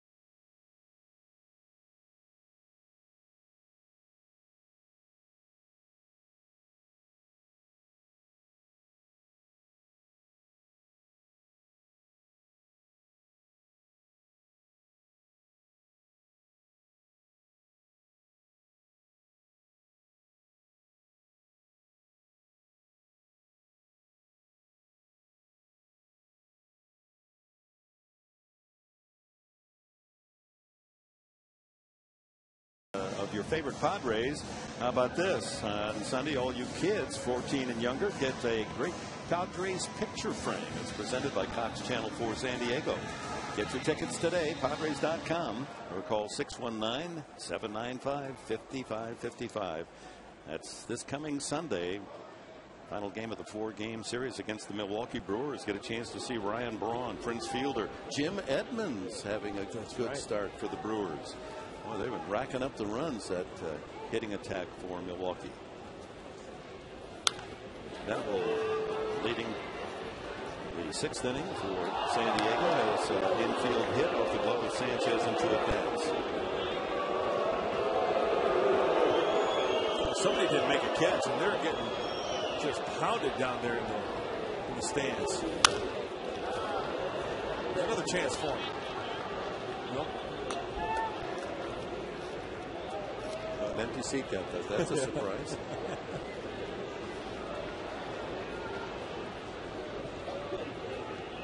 Hit on the count, Sanchez, 0-2. Sounds faster than 91. Sure does.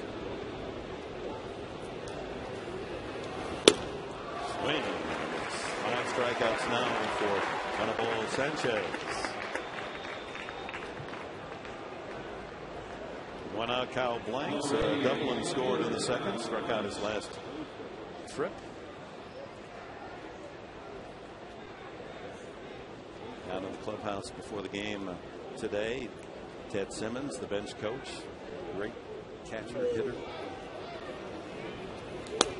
Working with Kyle Blanks. Intense work. Crossword puzzle. Oh. Ed Simmons, you know, he's good. I don't want to go up against that guy. He's as smart as they get. Blanks unable to check his swing. 1-1. You know, give me this whole crossword language, and so he's trying to help him out. Figure out the clue. Curveball, 83 miles an hour. 1-2 to Blanks. I couldn't do a crossword if you gave me the clue feline and it gave me the A and it was a 3-letter word. I couldn't get it. Strike 3. That's 3 strikeouts in a row for Sanchez. And 2 out in the 6th inning. How about canine? Three-letter word. If you spotted me the D and the G, I can probably get that one. I do. See, you set me up. You work at that New York Sunday Times. It would be tough, though, with 3 letters. I'd try to fit Pooch in there. P-O-O. Fido. Up steps Nick Hundley. And he checks a swing on a strike. Hundley, an RBI single, into at-bats. He knocked home Blanks after Blanks doubled in the 2nd. Then it was Hundley thrown out at the plate on Gwynn's sharp single to right. High raising throw from right fielder Brett Carroll. That sounded like that broke something behind home plate. I don't know if it was up against that plexiglass. Got a couple foul balls go back there where that field mic is. Mother and child hitting for cover. Didn't like the sound. Parabolic mic. Change up. And Sanchez strikes out the side. These 2 pitchers throwing a lot of K's into the book. We go to the bottom of the 6th, 2-0 San Diego.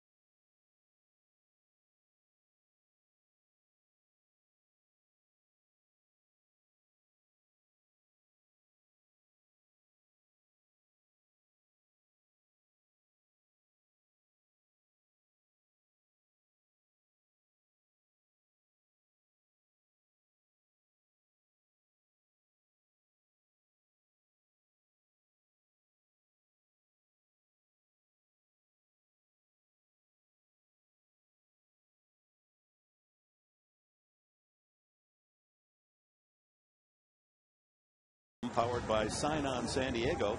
Enter the ultimate golf experience sweepstakes today. Sign On San Diego. Visit 4sd.com. So John Garland goes to work. He's retired 12 straight batters, 9 of them by strikeout. And you have to go back to when he was 23 years of age for his best strikeout game, 10. The year before, he fanned 9 against Toronto.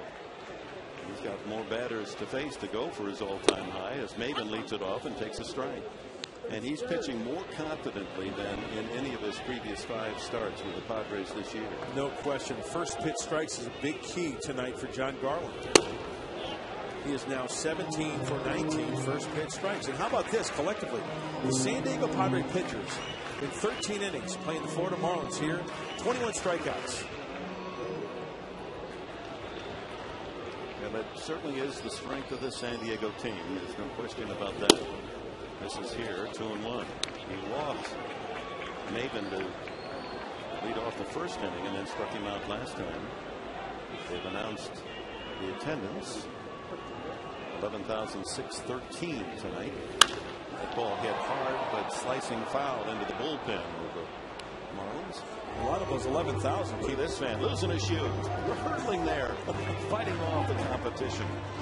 And a good sport, shakes his hand. Hiding the ball. That's a key. Yeah. Make sure no one knows you have it. A lot of those 11,000 fans came dressed as seats tonight. Certainly. 2-2 to Maven. Reaches out and punches a single to right field. Good hitting by Cameron Maven to end the string of 12 straight outs by John Garland. Only the second hit for the Marlins. Well, the strikeouts are nice for John Garland. He has 9 of them tonight, and this is a ball off the plate. So credit Maven for that's all upper body, all arms. Sacrifices a bat there with that base hit. Now, John Garland's got to work for that ground ball to possibly get 2. Maven walked to start that first inning, and Garland threw over 6-7 times to keep him close, and finally Maven tried to steal, was thrown out by Hundley. Despite the fact the Padres have let throughout, suddenly just one swing away, the Marlins from tying it up.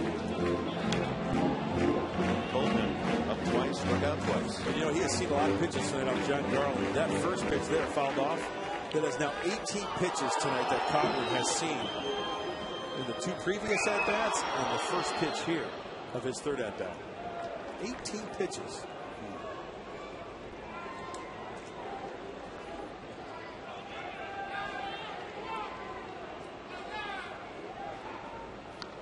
Well, here we go again. We've got the cat and mouse game going on.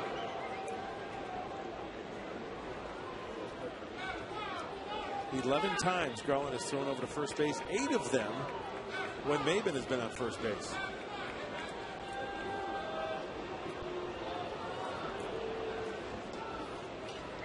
'93rd pitch of the game coming up from Garland.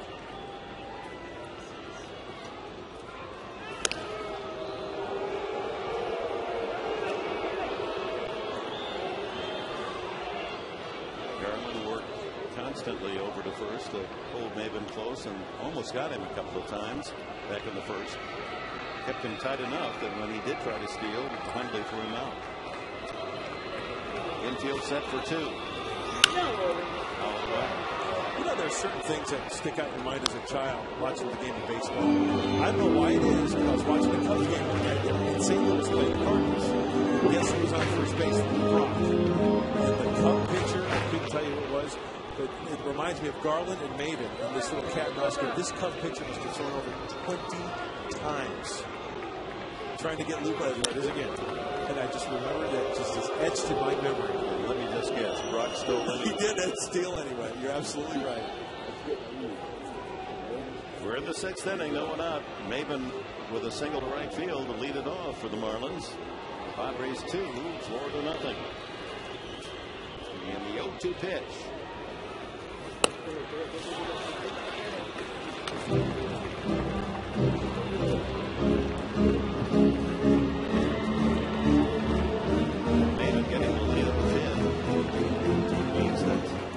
Likely both Ramirez and Cantu, 2 tough outs, will get up to bat for Florida here in the inning. Runs that one inside, the fastball, but misses. 2-2. Long look by Coghlan out of his third base coach.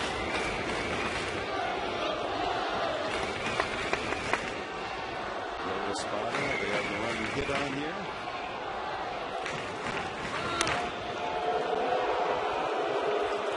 Well, he's throwing a no-hitter over there at first base, isn't he? 14th time he's thrown over there. A no-outer. He entered the game tonight 15th, fifth, I'm sorry. 5th in the National League in pickoff for first base. Ground ball to first. Gonzalez to the right field. So Coghlan sends Maven to third. And with no one out, here come the Marlins. very threat of a steal. And that's, of course, why during spring training the Padres are stressing being aggressive on the bases. Just changes the texture of the game. Opens up things. Well, holding the runner at first, Adrian has to dive. He's away from that ball. We take a closer look.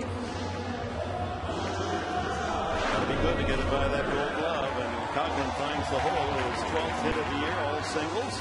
First and third, no one out. And it brings up Hanley Ramirez.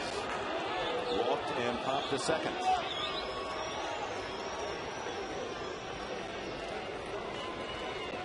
Friendly reminding Garland that Gonzalez is holding on the runner at first base. Gonzalez had been playing behind.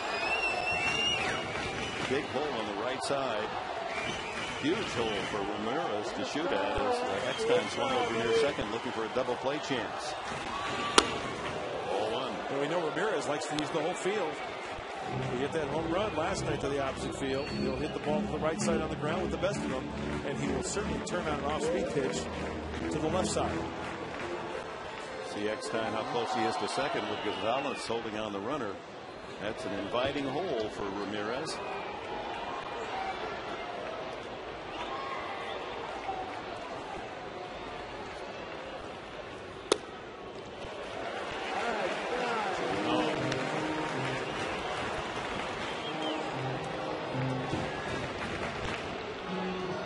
That disgusting thing that Hanley Ramirez is chewing on. Is that when Mojica heats up in the Padre bullpen?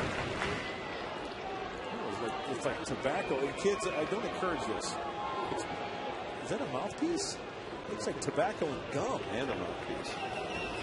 Ground ball up the middle. Right on Eckstein. There's one, and there's two as the run scores. Well, the double play made to order 4-6-3.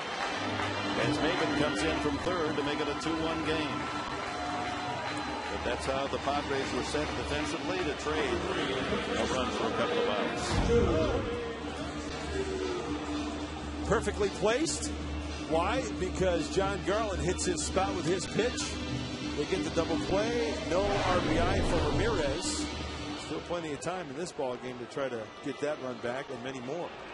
And that delivery took Garland to the century mark, 100 throws.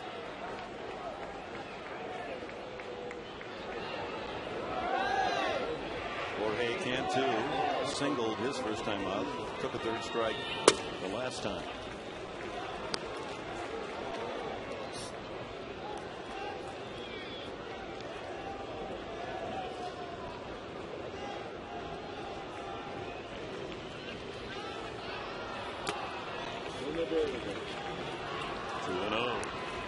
Take a pitch, Fiore. The loud voice of the fans giving advice. Hey, those vendors need to keep it down. It's not their job. To sell those peanuts. Manager Gonzalez looking on. Bases empty now. 2 outs, a run in here in the 6th inning. 2-0. Grounded foul. He likes to turn on it, doesn't he? You talk about a guy who gets pull happy. Jorge Cantu.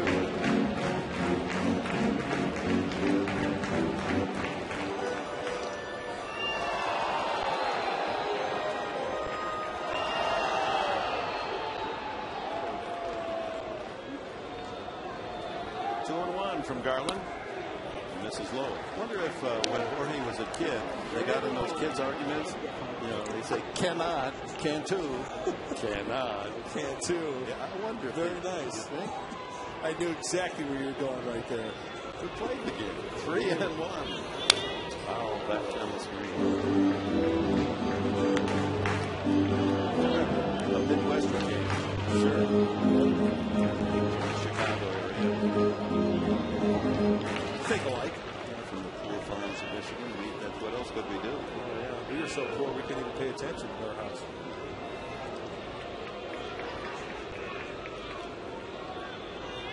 Three and two. Swung on him. This tied him up with a fastball under the hands, and that is the 10th strikeout for Garland to match his career best. But the Marlins get a run. 2 hits, lead none. We go to the 7th, 2-1. San Diego.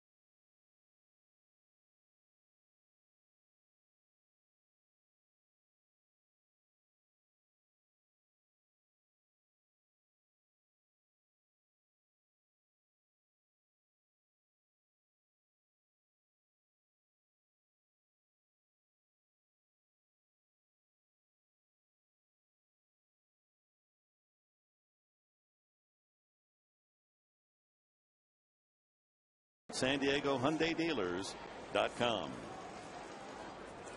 Reminder, tomorrow a noon game here in Florida. No television, but join Ted Leitner and Andy Mazer on 1090 for the radio call of the final game of this series. Tony Gwynn, the pitcher spot. We'll see whether or not John Garland will hit. And then Jerry Hairston. Folds away and takes the ball. Does Gwynn. Oscar Salazar is in the on-deck circle. As Garland has worked over 100 pitches in the game, 10 strikeouts. 23 years old the last time he did that. Taken all the way to 1-1. Gwynn, a single to right, and he walked intentionally in the 4th inning. Activity also in the Florida pen. Low, 2-1.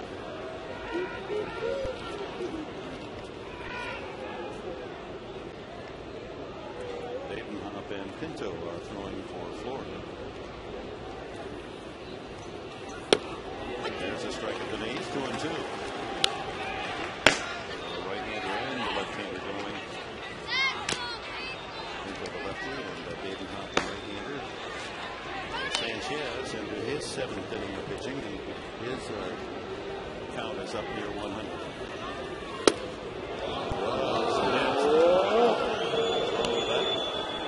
Pretty good breaking ball. Looked like a little cutter or a little slider trying to go on the inside part of the plate to Tony Gwynn. As we take a look, Baker tries to frame it. Pretty good pitch. Like a strike. And that one misses low. Good at bat for Tony Gwynn. George Sanchez for a walk. It's only the second walk, both earned by Gwynn, the other intentional. Salazar will indeed bat for Garland. Garland's night is through. And some terrific pitching by the veteran right-hander. He has gone with 7 innings tonight, 19 innings, allowing only 2 earned runs. Great night in the big leagues there, right-hander. He made an adjustment, too, with that slider and with his sinker. He started throwing them for strikes. And the confidence built the more he got that to work for him. 10 strikeouts. Rather than trying to throw it out of the zone, have guys fish for it. And the first pitch strikes also helped him. There goes Gwynn. Swing and a miss. The throw won't be in time. And the theft-happy San Diego Padres have another. They're second tonight. They're 22nd of the season. They were tied with the Washington Nationals with 20 for tops in the National League starting tonight. Salazar protecting him with that high swing. Good jump by Tony. That's another King Stallman stolen base. Hey, it's okay to steal a baseball, but on the city streets, keep your hands in your pockets. Salazar trying to hit the ball to the right side at least to move him over. Takes high again, 1-1. Oscar looking for his first base hit of the season and was absolutely robbed last night when Brian Barton, who came in, made a stab back up third base. The Sports Center guys last night called that the best play of the entire day of baseball. That ball hit deep to center field, giving ground is Maben, and here goes Gwynn on his way to third, and he'll make it without a slide. So Salazar does his job, moves the runner up, where the Padres can add to their 2-1 lead on the ninth. It's amazing how different ball clubs play differently. As soon as Salazar hit that ball, I thought it was going to be a long run over the head of Maben in center field, but not the case here. The ball didn't carry at all, did it? Nope. I would imagine in the heat when they have the few hot summer days, because even now the temperature 83 degrees at the start of this game at 7 o'clock. I wonder if the ball might fly a little farther. Well, a good job by Anibal Sanchez. He leads the game after 6 in the third. And this pitching change is brought to you by San Diego Harley-Davidson. Always country.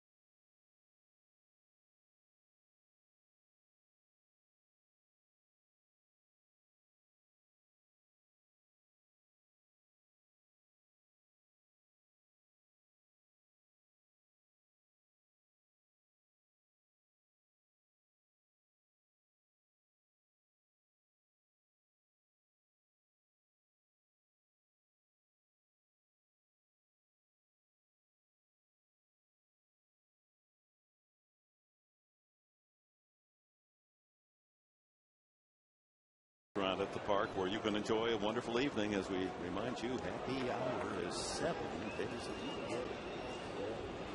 His numbers this season 0-2, a 2.92 ERA, so he's given up a couple of big runs. Jerry Hairston with a runner at third. Infield tight, hitter's delight for the leadoff man for the Padres. A chance to make it 3-1. He has struck out and lined to left. Out on a bunt post play the last time, 0-3. Badenhop trying to pick up his starting pitcher Sanchez. Nice ball for a strike at 88. He's got that low 3/4 arm swing. Badenhop does a fastball, slider, and a change.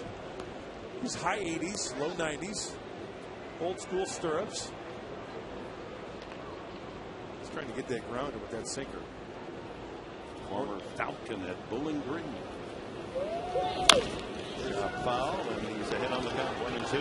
You saw the movement on that last pitch into Jerry Hairston. In on the fists.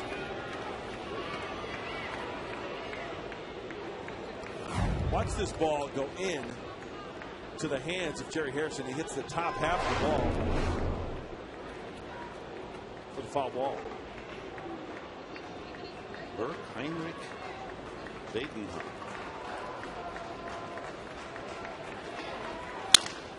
Looped over the shortstop and into left field for a base hit, and in comes Gwynn. It's 3-1.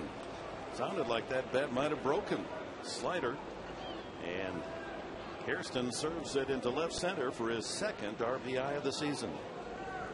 After going sinker inside, Jerry, how many broken bats has Jerry Hairston had with base hits? Look at this slider down and away. Jerry stays on it. The bat is shattered, and that bat will die happy. Infield in. Oh, nice. That is some kind of nice.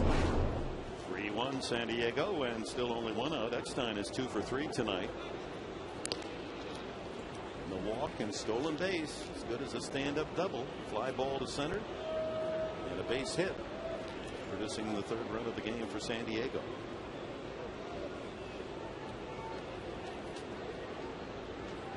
Infield looking for a ground ball. Hairston a good lead at first base, drawing the attention of Badenhop.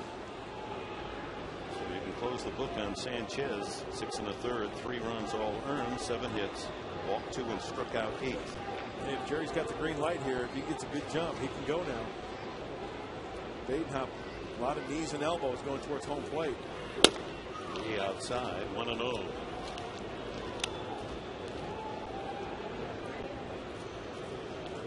Studying the signs thrown out by Glenn Hoffman as he relays them onto the batter. Good hit and run man, and this is the situation with 1 out.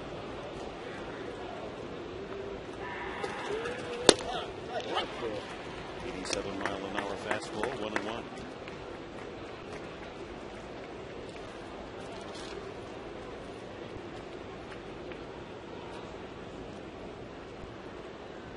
Little tap on the helmet, looked like they got the sign. You know, David told me a story about that. I said every hitter has their own little idiosyncrasies that they do. He tugs at it, he taps himself, and he always tells people, hey, if I tug on my helmet and I pat the top of my head, that means I'm saying hi. So he covers everybody. Because he does it every time. My old pal Al McGuire, in the old days where early days where players would go down and on free throw line, go down and rub their socks and all the rest. And he said, that's the superstition. They want the shoes to be shown on TV so they could sell some shoes. 1-1 inside, and next time able to pull back. 2-1. See how much time it's the helmet again after he gets the sign. This is an action pitch coming up. 2-1. You figure you're going to get something to hit. Oh, it hit the top of his helmet. Might be a giveaway. Ground ball right side over the skipping Hairston, and runners at first and second as David Eckstein, the Floridian, comes to South Florida and delivers 3 consecutive hits tonight. Professional job. Absolutely. Here comes manager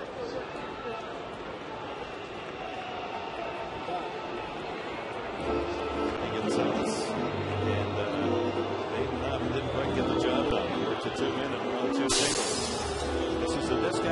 pitching change, stop by Discount Tire for a free tire inspection and an air gauge. And you know, if you're not satisfied at Discount, just bring the tires back.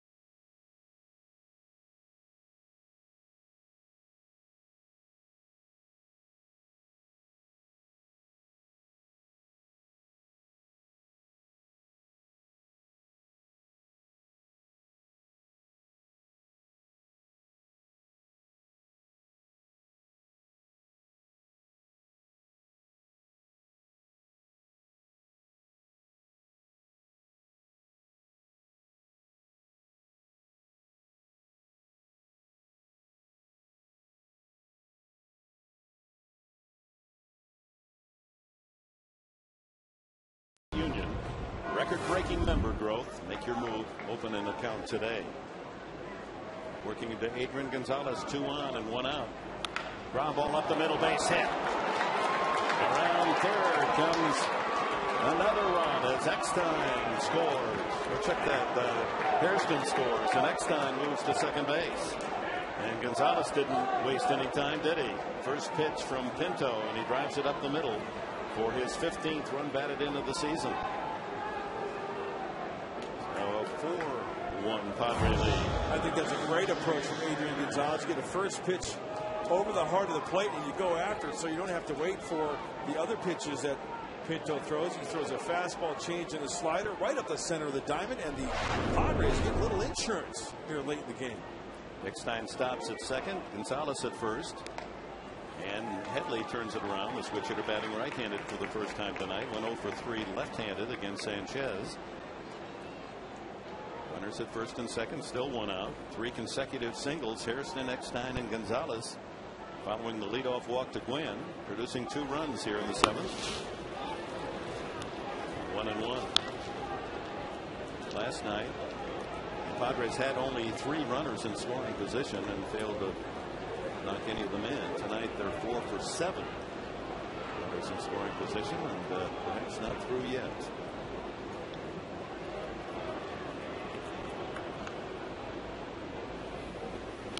Ooh, that was skipping in on a good stop made by catcher John Baker. Good stuff, this 27-year-old left-hander from Venezuela, but he does have an occasional control problem. Your Delta Tau Kai name is Pinto.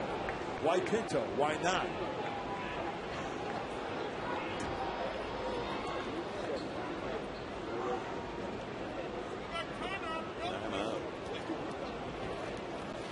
I think he's staying at our hotel because I saw him wandering around in the lobby. Pinto. You did? Yeah. Sometimes early in the season, guys will stay at the hotel that puts up the visiting team before they find a place to stay. Saw him wandering around. Good taste. Yeah. That ball is hit well by Headley, but not well enough. That dives up in the night air, and Coughlin takes care of it for the second out. Sounded good off the bat. 2 away. And it'll be up to Will Venable. Left-hander against left-hander. Venable struck out twice and an infield hit and a stolen base. That's one of those hits where it's just off the end of the bat. It didn't have that crisp, clean sound. If he would have hit that one on the sweet spot, it would have been over the clock in left field.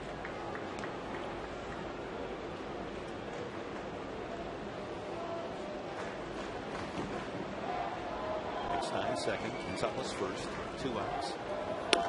Sweeping, breaking ball outside. If Venable keeps it going, Kyle Blank's on deck. It's all started on a leadoff walk earned by Tony Gwynn. Stolen base, fly ball by the pinch hitter Salazar to get into third. Single in by Jerry Hairston. Eckstein and Gonzalez followed with singles for another run. Oh, 2-0.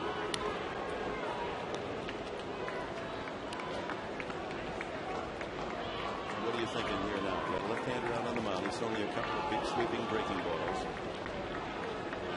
Coming home with something straight this time? I think sometimes he cuts the fastball away from the lefty. I think it's going to be a little bit of a break, maybe a slider down and away. Fastball beater. 92. Sometimes that ball runs a little bit. That was straight as a string. That was the pitch that Venable was looking for. Catcher Baker going to go and talk with Pinto. I don't know whether Baker got crossed up, or if Baker got crossed up on the last pitch, he did a fine job of covering it up and not boxing that pitch. With the runner on second base, you better make sure you get those signs straight. You want to cross up your catcher and have him go back to the screen. It's always good to have your beam straight. Pinto. 2-1. Garbanzo. Kidney.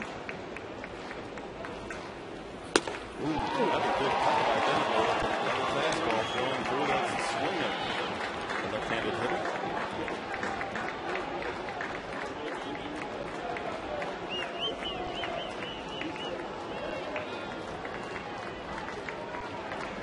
Two out, 2-2 to Venable. Here in the seventh. 2 runs in.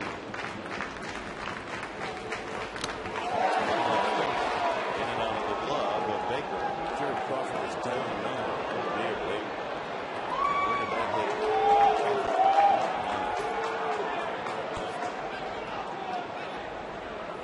One of those balls you barely tip, so it misses. I thought it went off the glove, but apparently that was a sign going off Crawford himself and his protective gear. Let's see where it hits him.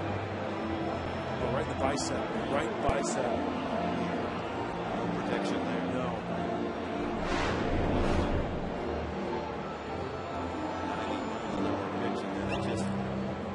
Intensifies the digging effect of it because you put all that spin on it. Nothing to stop the velocity. And that's why they pay him the big bucks. Huh? His side as if he might have hit him down in the rib cage.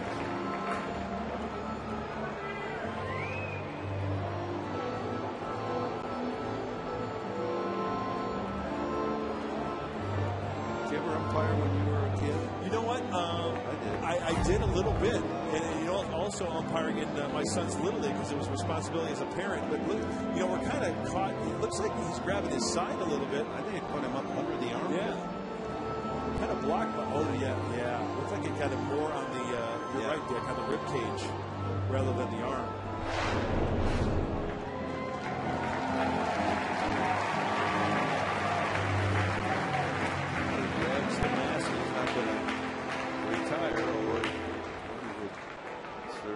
Hold that against Crawford. The veteran wants to stay in behind the plate. I think his fellow umpire trying to talk him out of it. He's shaking big time. You can see him grabbing where his chest. See, they got that chest protector underneath that shirt there, but still at the right angle. You get a ball that just clips you or hits you flush as that foul ball there. That's smarts.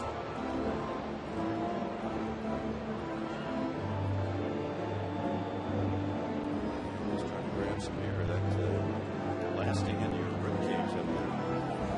It's a graduate student in Indiana. He was the chief umpire, Bloomington Little League. $5 a game. And even with Little Leaguers, you get hit with a ball that fast and a foul tip. It's just like it whirls right into your body. He's hurt. Don't be a hero here, Jerry Crawford. Yeah, it looks like Cuzzy is going to get his gear on. Now let Crawford have the rest of the night off. Let's just hope it's nothing serious. Yeah.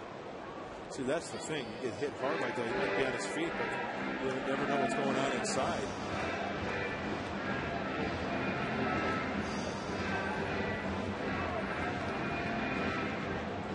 the break while Crawford is going to hand off his material to his fellow umpires. We're in the 7th inning here in Florida. The Padres scoring a couple of runs, 4-1. We'll be right back.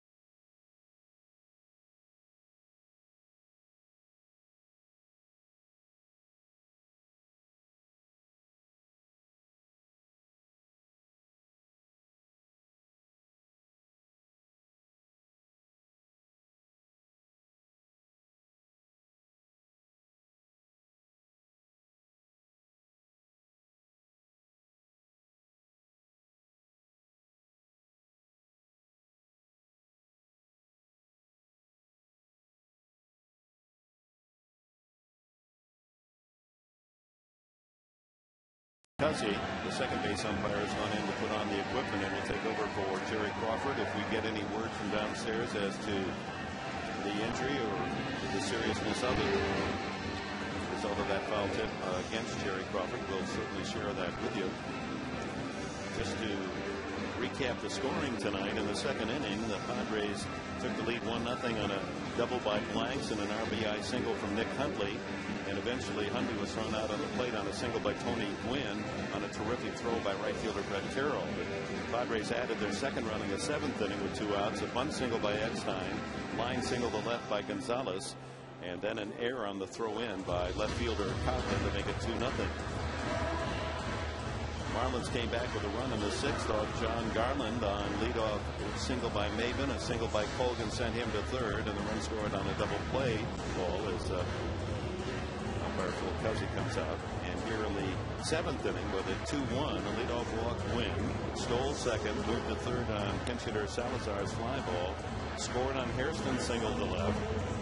Then Eckstein singled through the hole on the right side, and Gonzalez knocked in Hairston with a single to center to make it 4-1. Headley flied out, so with 2 out, 2-2 the count on Venable. And the rest of the night will be working with just a 3-man umpiring crew. Dick, while we have a second, I want to express our well wishes to Hall of Fame broadcaster Bob Uecker. It was announced today that he's going to have heart surgery. He'll be out 10 to 12 weeks.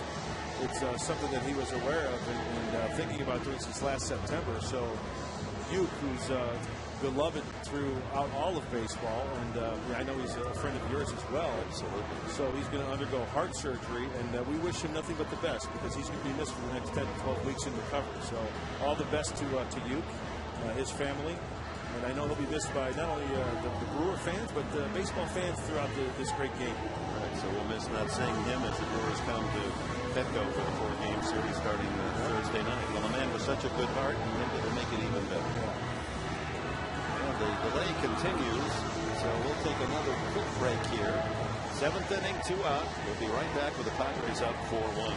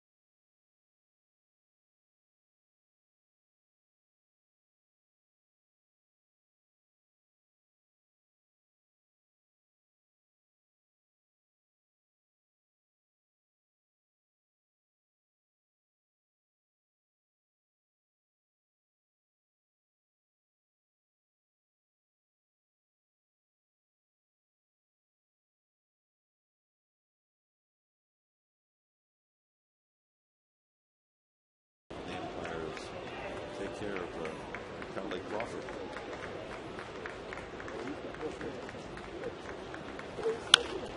Ball hit high in the air behind first in foul territory, coming over the right fielder, but that's in the bullpen of the Marlins.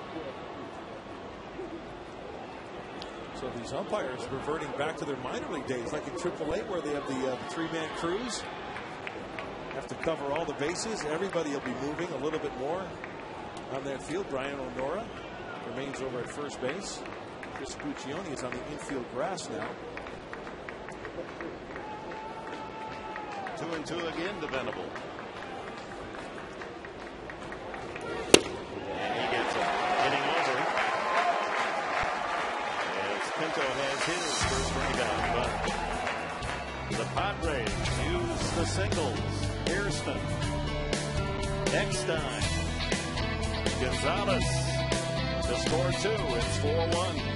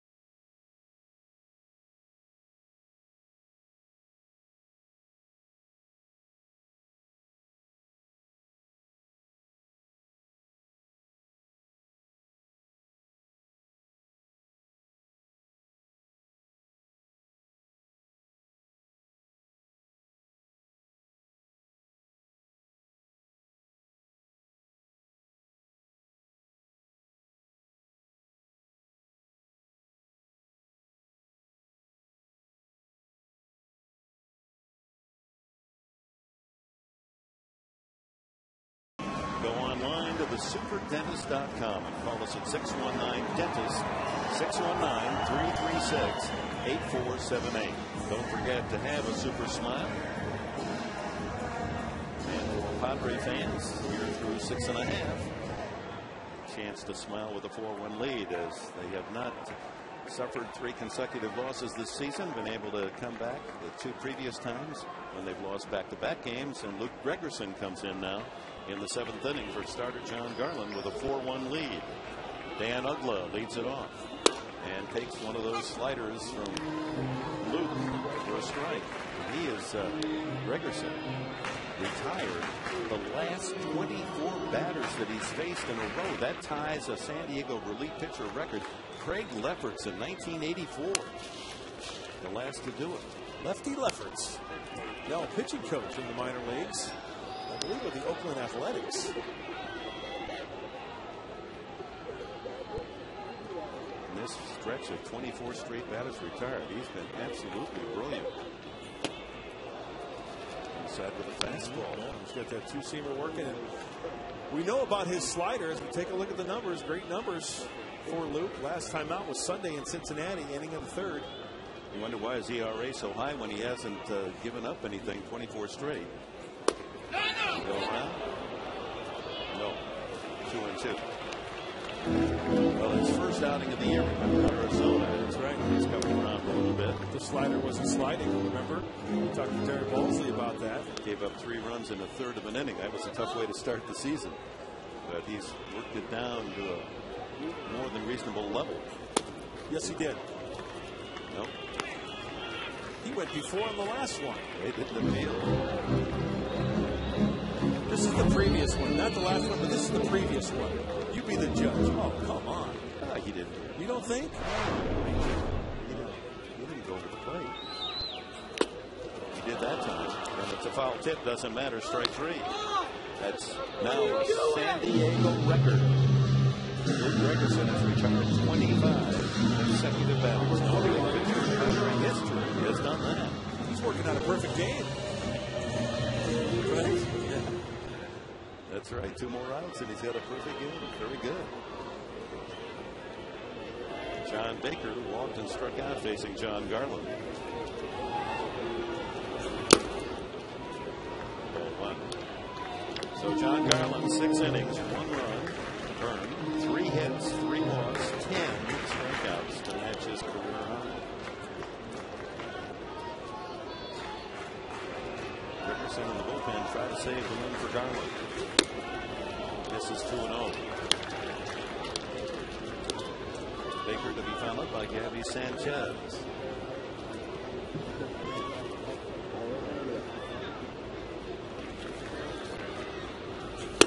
Swing and a miss. Couldn't find the fastball. 90 for Gregerson. Well, that 90-mile-an-hour fastball looks like it's 98.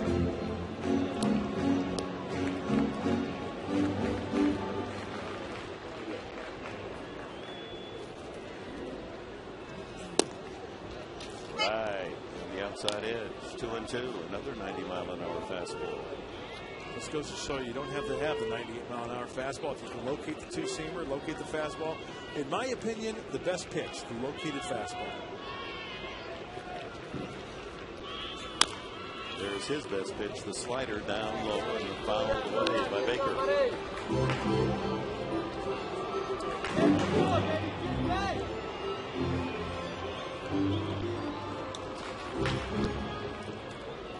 Let's take a sneaky peek.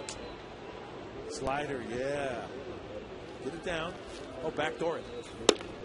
Yeah, he gets it on the outside corner. Back-to-back strikeouts for Gregerson. The back door is always open. We all know that. All you have to do is knock. Knock, knock, knock. Backdoor slider. Well, you may have gotten a call there, but you know what? Hang with it. Well, he got a call. No argument from Baker. And here's Gabby Sanchez. He has struck out both at bats. That's 12 men that have gone down for the Marlins in 6 2/3 innings. Popped up. That'll make it into the crowd. By the way, Gabby Sanchez, no relation to Gabby Johnson from Blazing Saddles, who spoke genuine frontier gibberish. Thank you very much for sharing.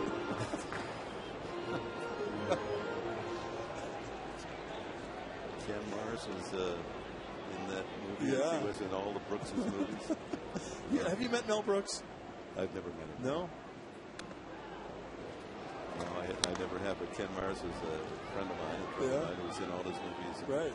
Wouldn't that be just fun to go on the set with those guys? Was he the guy in Young Frankenstein too? The guy with the bad arm, the mechanical arm? Popped up. Need to get out of play. So they count 1 and 2. Now on Gabby Sanchez. As Gregerson is a pitch away from striking out the side. And if he should get Sanchez to make out, it will be 27 batters in a row that he's retired. And you're right, that would be the equivalent of a perfect game. Can he do it? Little pop fly back at first. Are you kidding me? Close for a hit.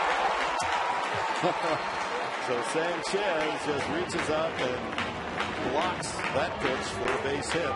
There goes the perfect game, Dick. That's only the 4th hit for Indians. And it brings up Brett Carroll, the right fielder. Sometimes you throw a breaking ball right down the middle of the plate and they pop it up. Sometimes you throw that nasty slider down and away. You've got an ugly swing like that, and he serves it into right field for a safety.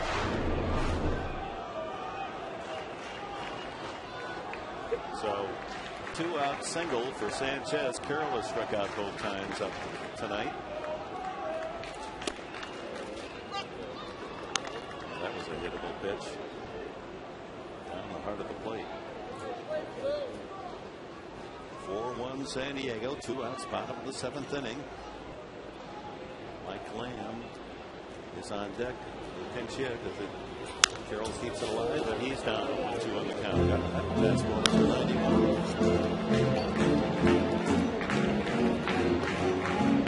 Pitcher slide in the innings.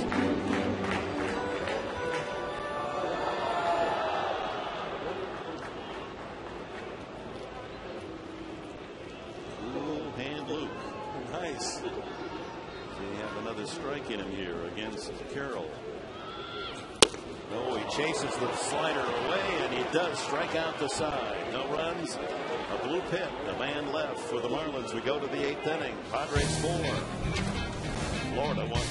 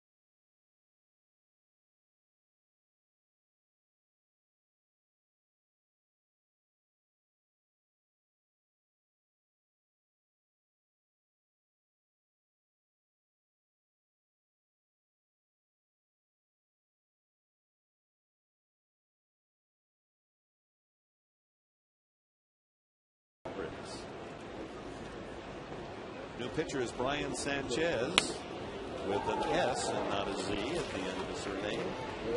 He's just been recalled off the disabled list after a hamstring injury sidelined him. He's 31 years of age, a Texan. And Kyle Blank's the hitter, 1-1. Kind of a slurvy type pitcher, a sinker, fastball, slurve, and also he sets up with a split finger fastball grip, and then he will adjust accordingly in his glove.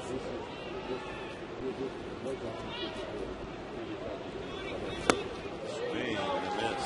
Off speed slider. 76 miles an hour. Kyle Blanks tonight. First at bat, a double to left center, and he scored the first run. He struck out the last 2 times. He's now been fanned 24 times this year, most any Padres. Pulls that one just foul.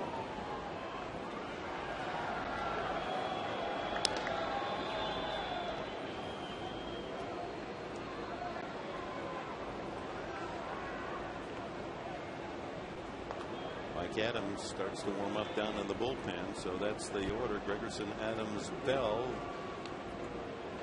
This type of game with the Padres a late lead. There's a fly ball behind first. Will that one fall? Foul. They wear you out with Sanchez here, don't they? Yeah. Sanchez at first. Sanchez the starting pitcher. Sanchez the relief pitcher.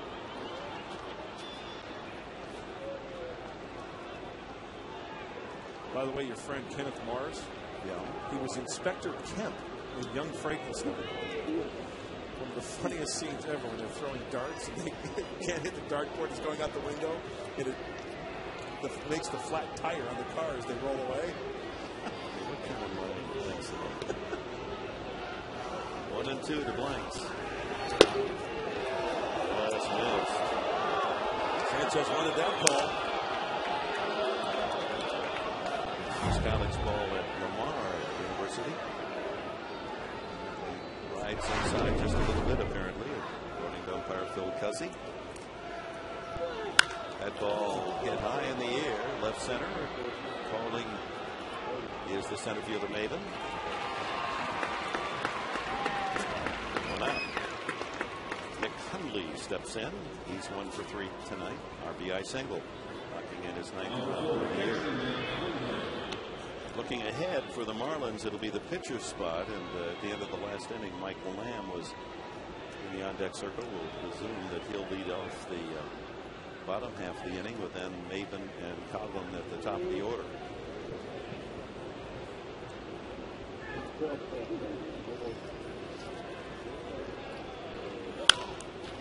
High pop-up.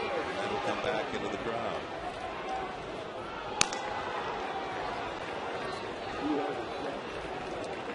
The 11,613 the announced attendance tonight. 10,924 last evening. Oh, that was a change-up. No intent there. 71 miles an hour.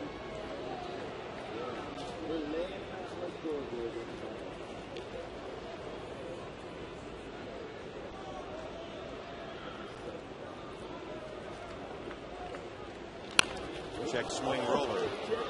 Nice stop by the pitcher Sanchez. Smothered that check swing, and it's 2 gone.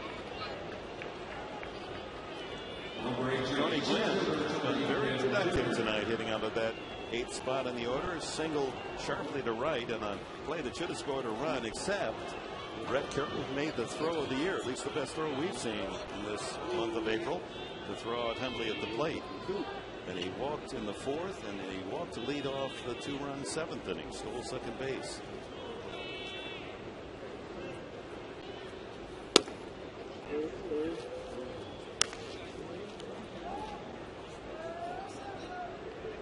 Pitcher spot due next, and Scott Hairston is out of the dugout. That ball ripped to right. Have a night. 4 for 4 in terms of on base for Gwynn. 2 singles and 2 walks. Sharp singles on both occasions. So that'll get the pitcher spot out of the way. It's one of those Wynn smiles. And a great looking swing and a great sound of the ball off the bat. 2 times, as you mentioned, in the 2nd inning. Single to right. And now here in the 8th. Good looking swings from Tony. Papa smile. Pearson hitting .212, a couple of home runs this year.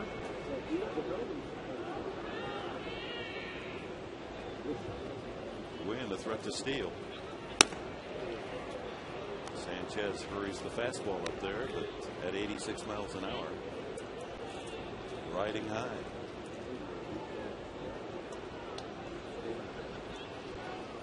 The Hairston boys are united once again in the Padre lineup, with older brother Jerry starting at shortstop. Now Scott off the bench as a pinch hitter.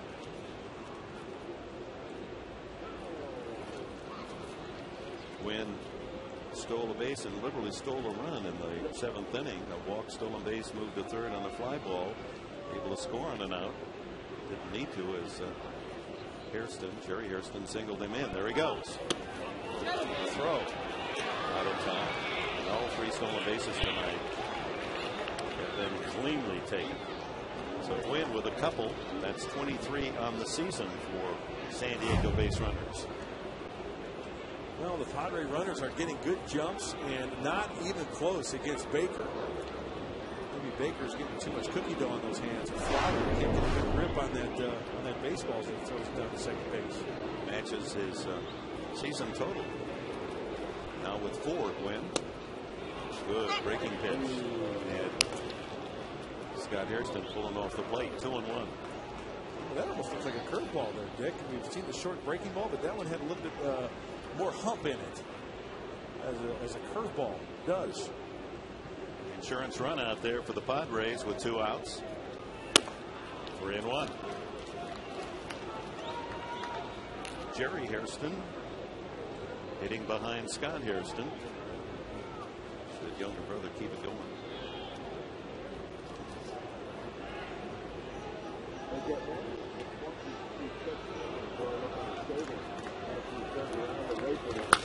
Foul back. He was on that. Just couldn't get on top of that high fastball. That is the dangerous pitch to Scott Hairston.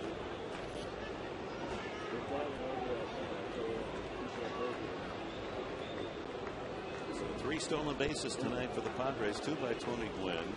He now has 4 for the year. Venables stole his 5th of the season.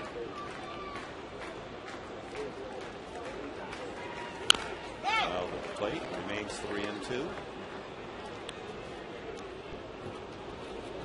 Wynn was running on the play. Should that have been ball 4? He might have run himself into an out. Yeah. Or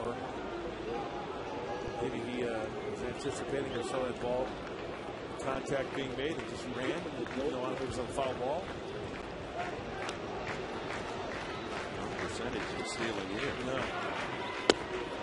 Checks his swing and calls the ball. Umpire squeezing a little bit there, and Baker thought he had a strike. So did Sanchez. What was wrong with that? Well, he's not going to ring him up now. First base umpire, Scott Hairston gone around. Here's a look. This is a pretty good breaking ball from Sanchez. Kind of tough to tell from the side. Now, come on, you called that a swing. I think he went. Okay, you're consistent. I don't think he did. So 2 on, 2 out. Hairston, Jerry, 1 for 4. Ball 1.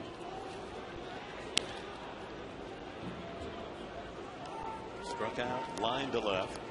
Tried to bunt his way on, and post play was thrown out by the pitcher.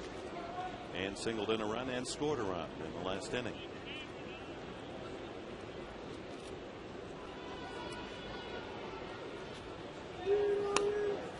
Outside, 2-0. Well,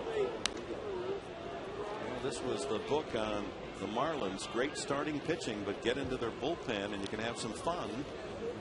They didn't come close to the Padres last night. Josh Johnson going the distance on a 3-hitter to win at 10-1. And starter Anibal Sanchez pitched well enough tonight. Bullpen hasn't helped. He left with a score 2-1. Ripped foul. but was charged with a run when Badenhop gave up a hit and then had scored a run, and then Badenhop charged with a run himself as he gave up a couple of singles to Hairston and Eckstein in the 2-run 7th inning. 2-1, 2 on, 2 out.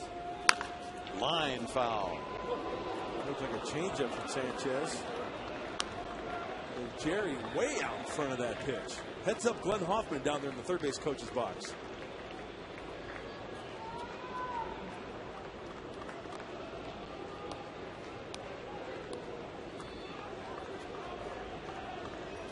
Okay, he's just checking all the outfielders, checking, make sure he knows where their depth is, position, help those runners come around if Hairston should get a hold one. Foul tip, strike 3. Now the Padres out in the 8th inning. No runs, 1 hit, and 2 more left to the bottom of the 8th. 4-1 San Diego.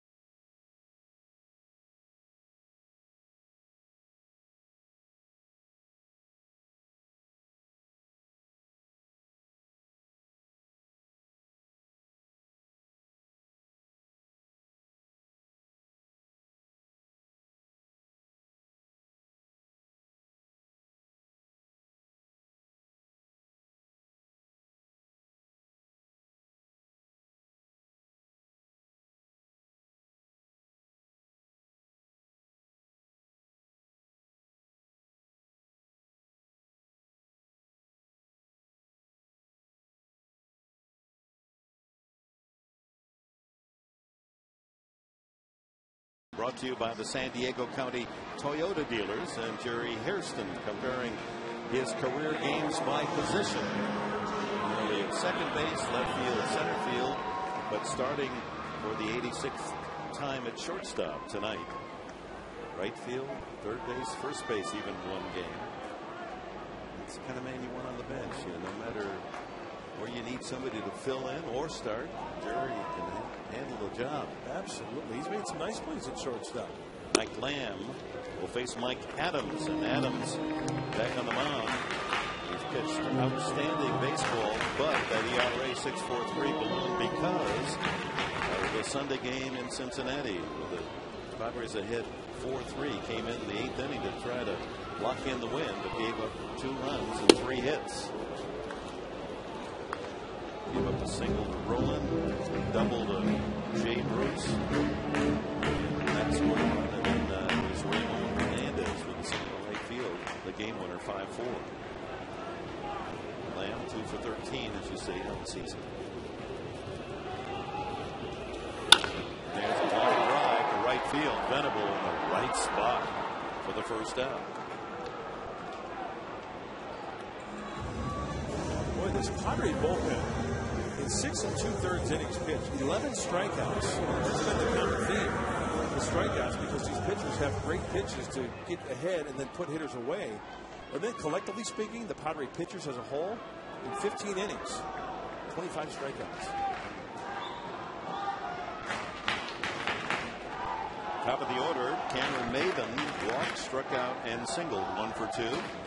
one of the 4 hits tonight by the Marlins. He pours in a 92-mile-an-hour fastball.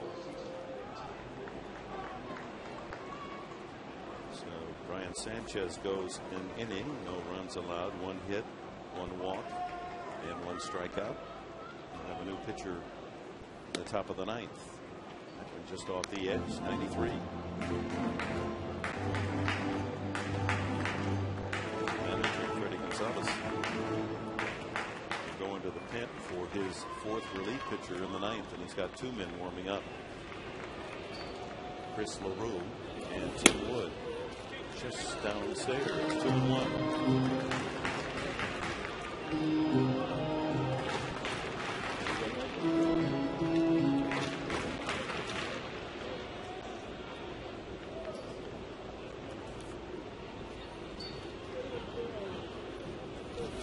That ball's hit well to left field. Is it deep enough? No. Blanks just in fair territory for the 2nd out. You know, not deep enough. I'll tell you what, it's dark enough out there in the outfield. That's one thing I've noticed about this ballpark. It's dark out there in left field. Well, it's nighttime. Well, it is. You're right. It's supposed to be dark. Yeah. And you know what? I don't. No, it is that left Yeah. field. Like they need to plug in, go screw in a couple more light bulbs. Somebody's not paying the bill. It's sun life, but there's no sun down there.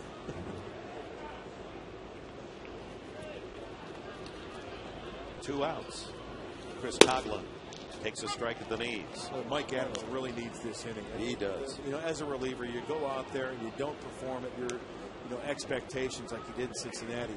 You want to get right back out there and throw up a goose egg, especially with the 3-run lead late.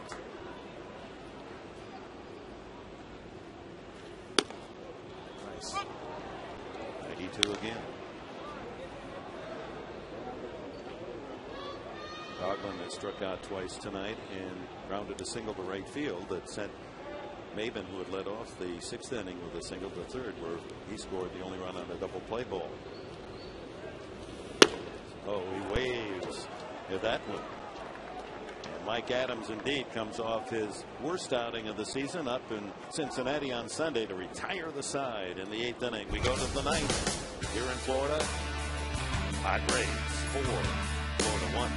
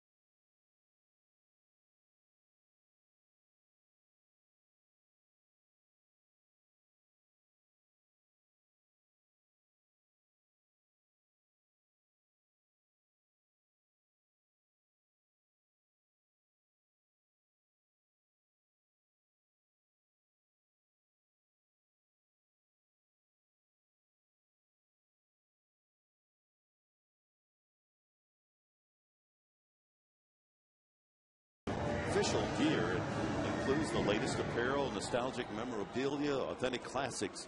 The whole family will enjoy. Get your gear from the official source, the Padres.com shop. Accept no substitutes. Tim Wood, the 5th pitcher used by Freddie Gonzalez tonight. In the 9th inning, the off man David Eckstein, and he takes a strike. Eckstein with 3 base hits. After after a pop-up to short, bunt single, and a single to left, a single to right for Eckstein. Sends that one foul past Glenn Hoffman. Tim Wood, he's 27. Makes his home in Tucson, born and raised and lives there. It's a 44th round pick 8 years ago by the Marlins. Young looking 27, isn't it? I love stories like that. 44th rounder pitching in the big leagues. Fouled away by Eckstein. And who says big leaguers can't come from Pima Community College? Everybody doesn't come from like USC or University of Florida or Arizona State. Pride and joy of Pima Community College. Home baby.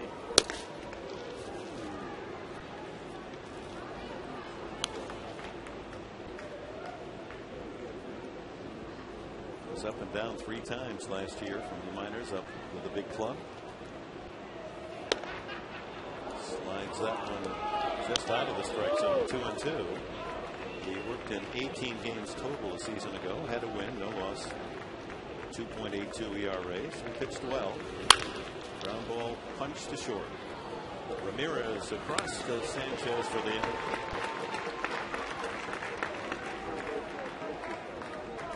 So 3 for 5, 9 for Eckstein. Here's Adrian Gonzalez. He has a couple of hits and an RBI. 2 for 4.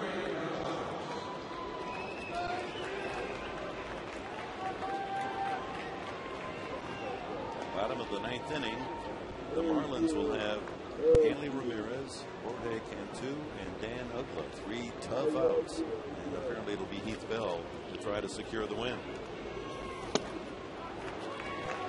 Slider going under the hands of Gonzalez.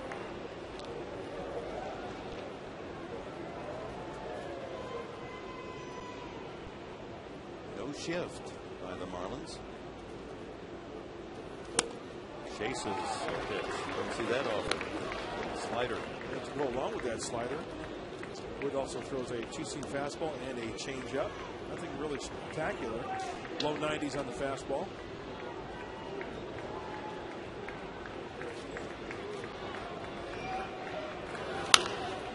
Reaches out, fouls that one away.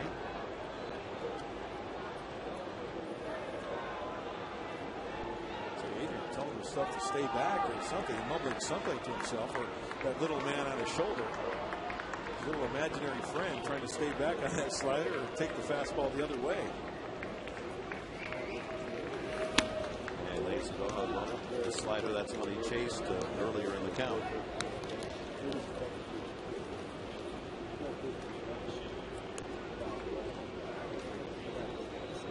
Dodgers lost the first game in New York to the Mets and trailed 10-3 in the 7th inning of the second game. 2-2. Colorado chewing up Arizona. 4th inning. The Rockies lead it 11-0. That's in Colorado. That's you got to hold on to that game. That's right. That's a close game. We're going to see Colorado next Monday, Tuesday, and Wednesday night at Petco. Fouled into the glove. Baker squeezes it, and Gonzalez, the strikeout victim of Tim Wood. 2 out. Chase Headley. The only Padre, other that not counting the pitcher spot, without a hit tonight. Hairston, Jerry with 1, 3 for Eckstein, 2 for Adrian. Swing at a slider. Strike 1. Venable with 1. Lanks with a double. Hundley with an RBI single. Wynn with 2 hits and 2 walks. So a very productive lineup. Headley, the top hitter, trying to join the fun.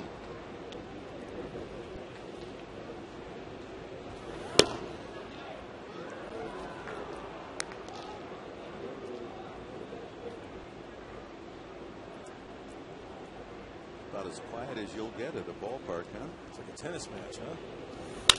There's a looper into left field. Not hit that well, but Headley racks up a single, and That's 12 hits for the Padres tonight. Everyone will be able to smile getting on that bus back to the beautiful Western Diplomat in Hollywood, Florida.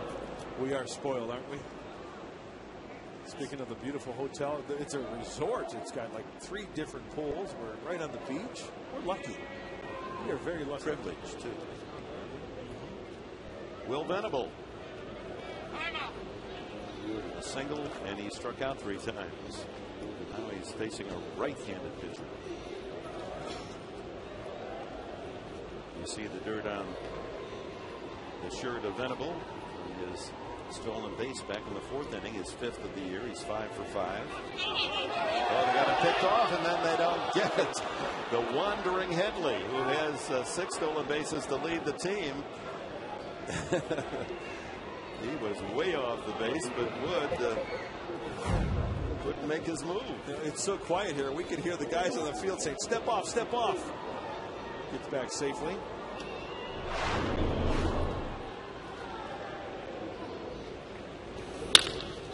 Hit in the air to left center field. Maben falls and makes the catch. No runs a hit. 10th man left tonight for San Diego, and the man who led the National League in saves a year ago, Heath Bell, will come in to save this one for the Padres, or at least that's his design.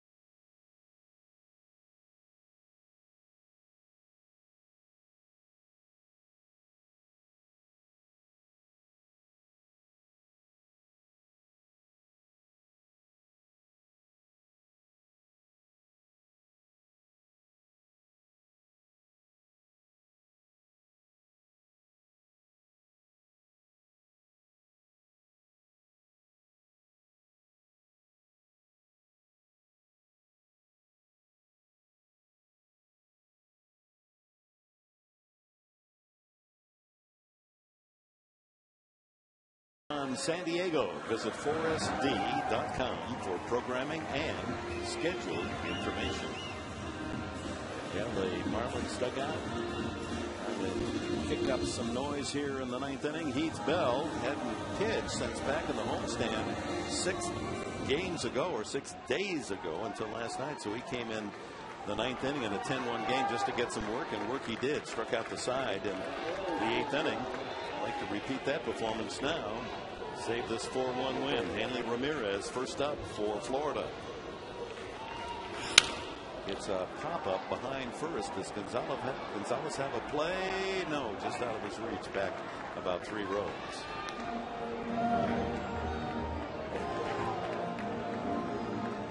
The Marlin hitters may look at Heath Bell in this 9th inning and say to themselves, well, if I get that first pitch fastball, I'm going to try to jump on it, because remember, he's got that power curveball. We haven't seen much of the changeup. We saw in spring training. They don't want to try to hit that power curveball when they're behind in the count. So that might be the only fastball that Ramirez sees, but he's got a good one. He can throw it by him. That ball fouled down the right field line, back into the bullpen. A fastball, 0-2.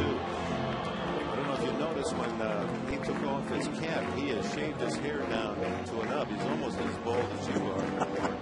But it's a very sensitive thing. He and his brother both have done that. His father's battling lung cancer, has lost all his hair, and so the two sons have said, you know, in the spirit, pulling for their father to not shave it, but cut it down as low as they can. Check swing, watch out. Wicked foul that goes into the first row. Yeah, keep your eyes open. That young kid down there, boy, that was right at him. Doesn't he have his glove on? Yeah, he would have stabbed it. He would have taken care of it. That's JJ.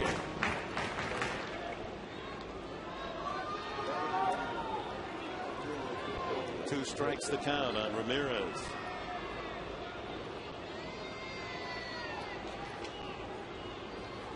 The breaking ball. No bite from Ramirez. Just throwing a little chum out there. See if the fish are biting.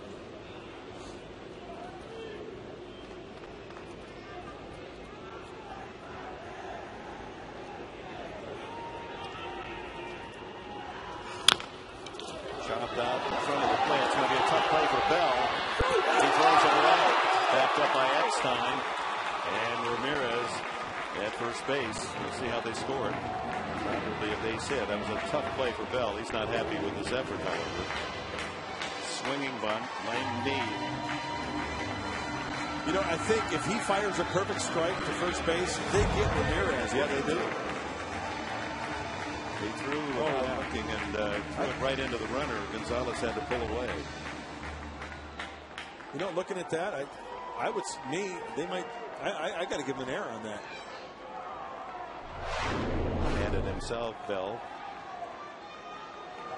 Official score. They gave him a base hit? He called it a base hit indeed.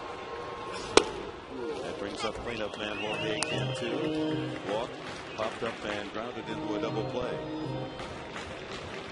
So the Marlins have only 5 hits. And there's been a check swing, a couple of loopers to right, an infield hit. Infield would like another double play chance. Late call strike from Phil Cuzzy, who's taken over behind the plate. Jerry Crawford struck with a foul tip in the rib cage back in the 7th inning. Left the game.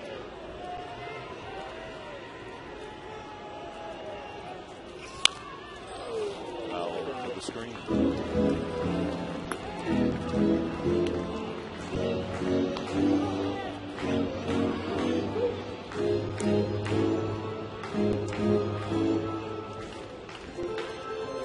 See how closely he's cut his hair.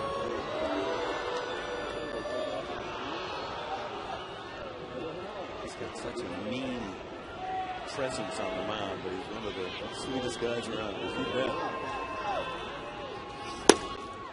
He misses away with a fastball at 94, 1-2.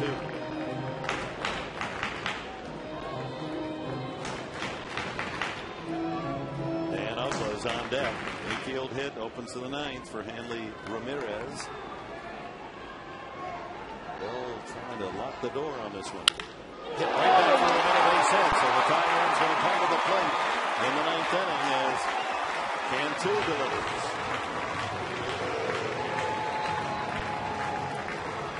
Ugla 0 for 3. Always a troublesome sort for the Padres. Comes to the plate, no one out, representing the tying run in a 4-1 game. Good piece of hitting by Cantu. Bell was ahead on the count, 0-2. Couldn't get him out of there. Just putting the ball in play, playing a little game of pepper, and take your chances that way as Cantu finds the hole up the center of the diamond.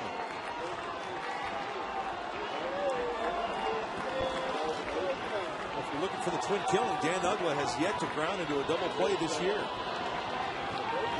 The top reliever for the Marlins, Leo Nunez, is warming up. In the dirt, 0-1.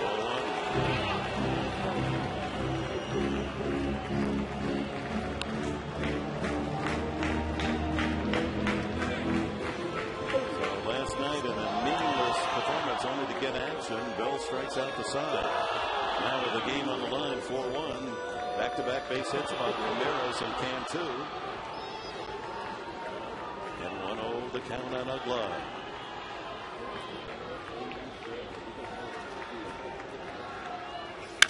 Deep to center field. Win back. Oh, that ball isn't carrying tonight, is it? Tagging and moving on to third base goes Ramirez on a long out to center field. Longest part of the yard here, 404 to right center, 434 in that corner and left. Well, we talked about it in between innings. We just thought that the ball is not carrying tonight. And if you're going to give him a well-hit ball in the air, you want to do it towards the deepest part of the ballpark. You don't want to have anything hooked down the lines. So one out, first and third for the Marlins.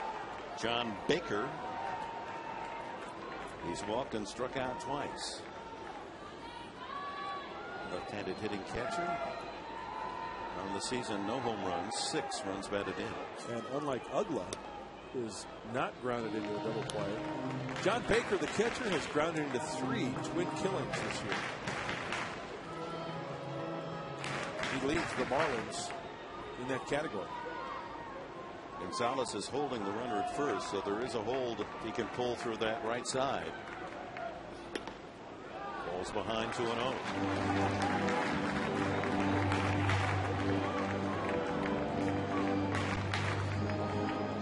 Down the line, the foul pole in right, it's 345. You swing out to 385 to right center.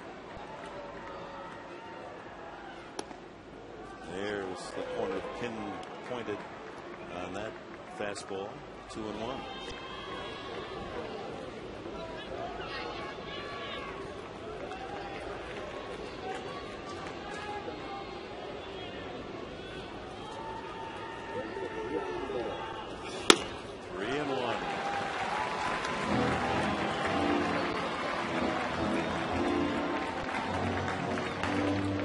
Tension building here, bottom of the 9th inning in Florida. Padres with a 4-1 lead, but runners at first and third. Tying run at the plate, John Baker, and the count 3 balls and a strike on the catcher. Bell to the plate. Throws a strike, 3-2. We got that. Pressure time, you need to throw a strike. If you can throw that fastball 8, 9, 10 out of 10 times. That's exactly what the pitcher needs to do when he needs to throw a strike. Locate that fastball like Heath just did. On the outside corner. Foul, left play. Good cut by Baker. Now we're talking over the plate. So Baker having a tough time catching that Heath Bell fastball.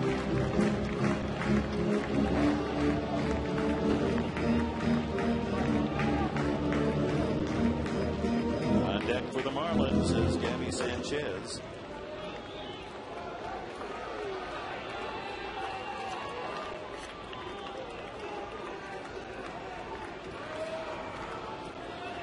Three and 2. First and third occupied for the Marlins. Baker the tying run at the plate. Swing and miss. He got in with a fastball. 2 away. And up comes Sanchez. He has 1 home run this year. Well, Baker swings through the ball. That is a ball if taken. And you can see how far behind he is. That ball was near his back pocket. And the barrel of the bat came through the hitting zone. About a halfway to the plate. It looked like it was going to be down the middle. It had a great tail on it. For 2 outs. Sanchez struck out. Check swing single. Loop to right.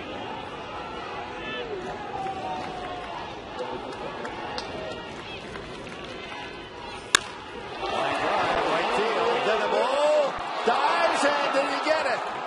Yes, and the ball game is over. Whoa, a risky play. Diving, if that ball goes through, it scores 2, and Baker would have been in scoring position to tie the game. But Venable, using that great speed of his and length to flatten out and glove that ball just off the grass top. How close was that?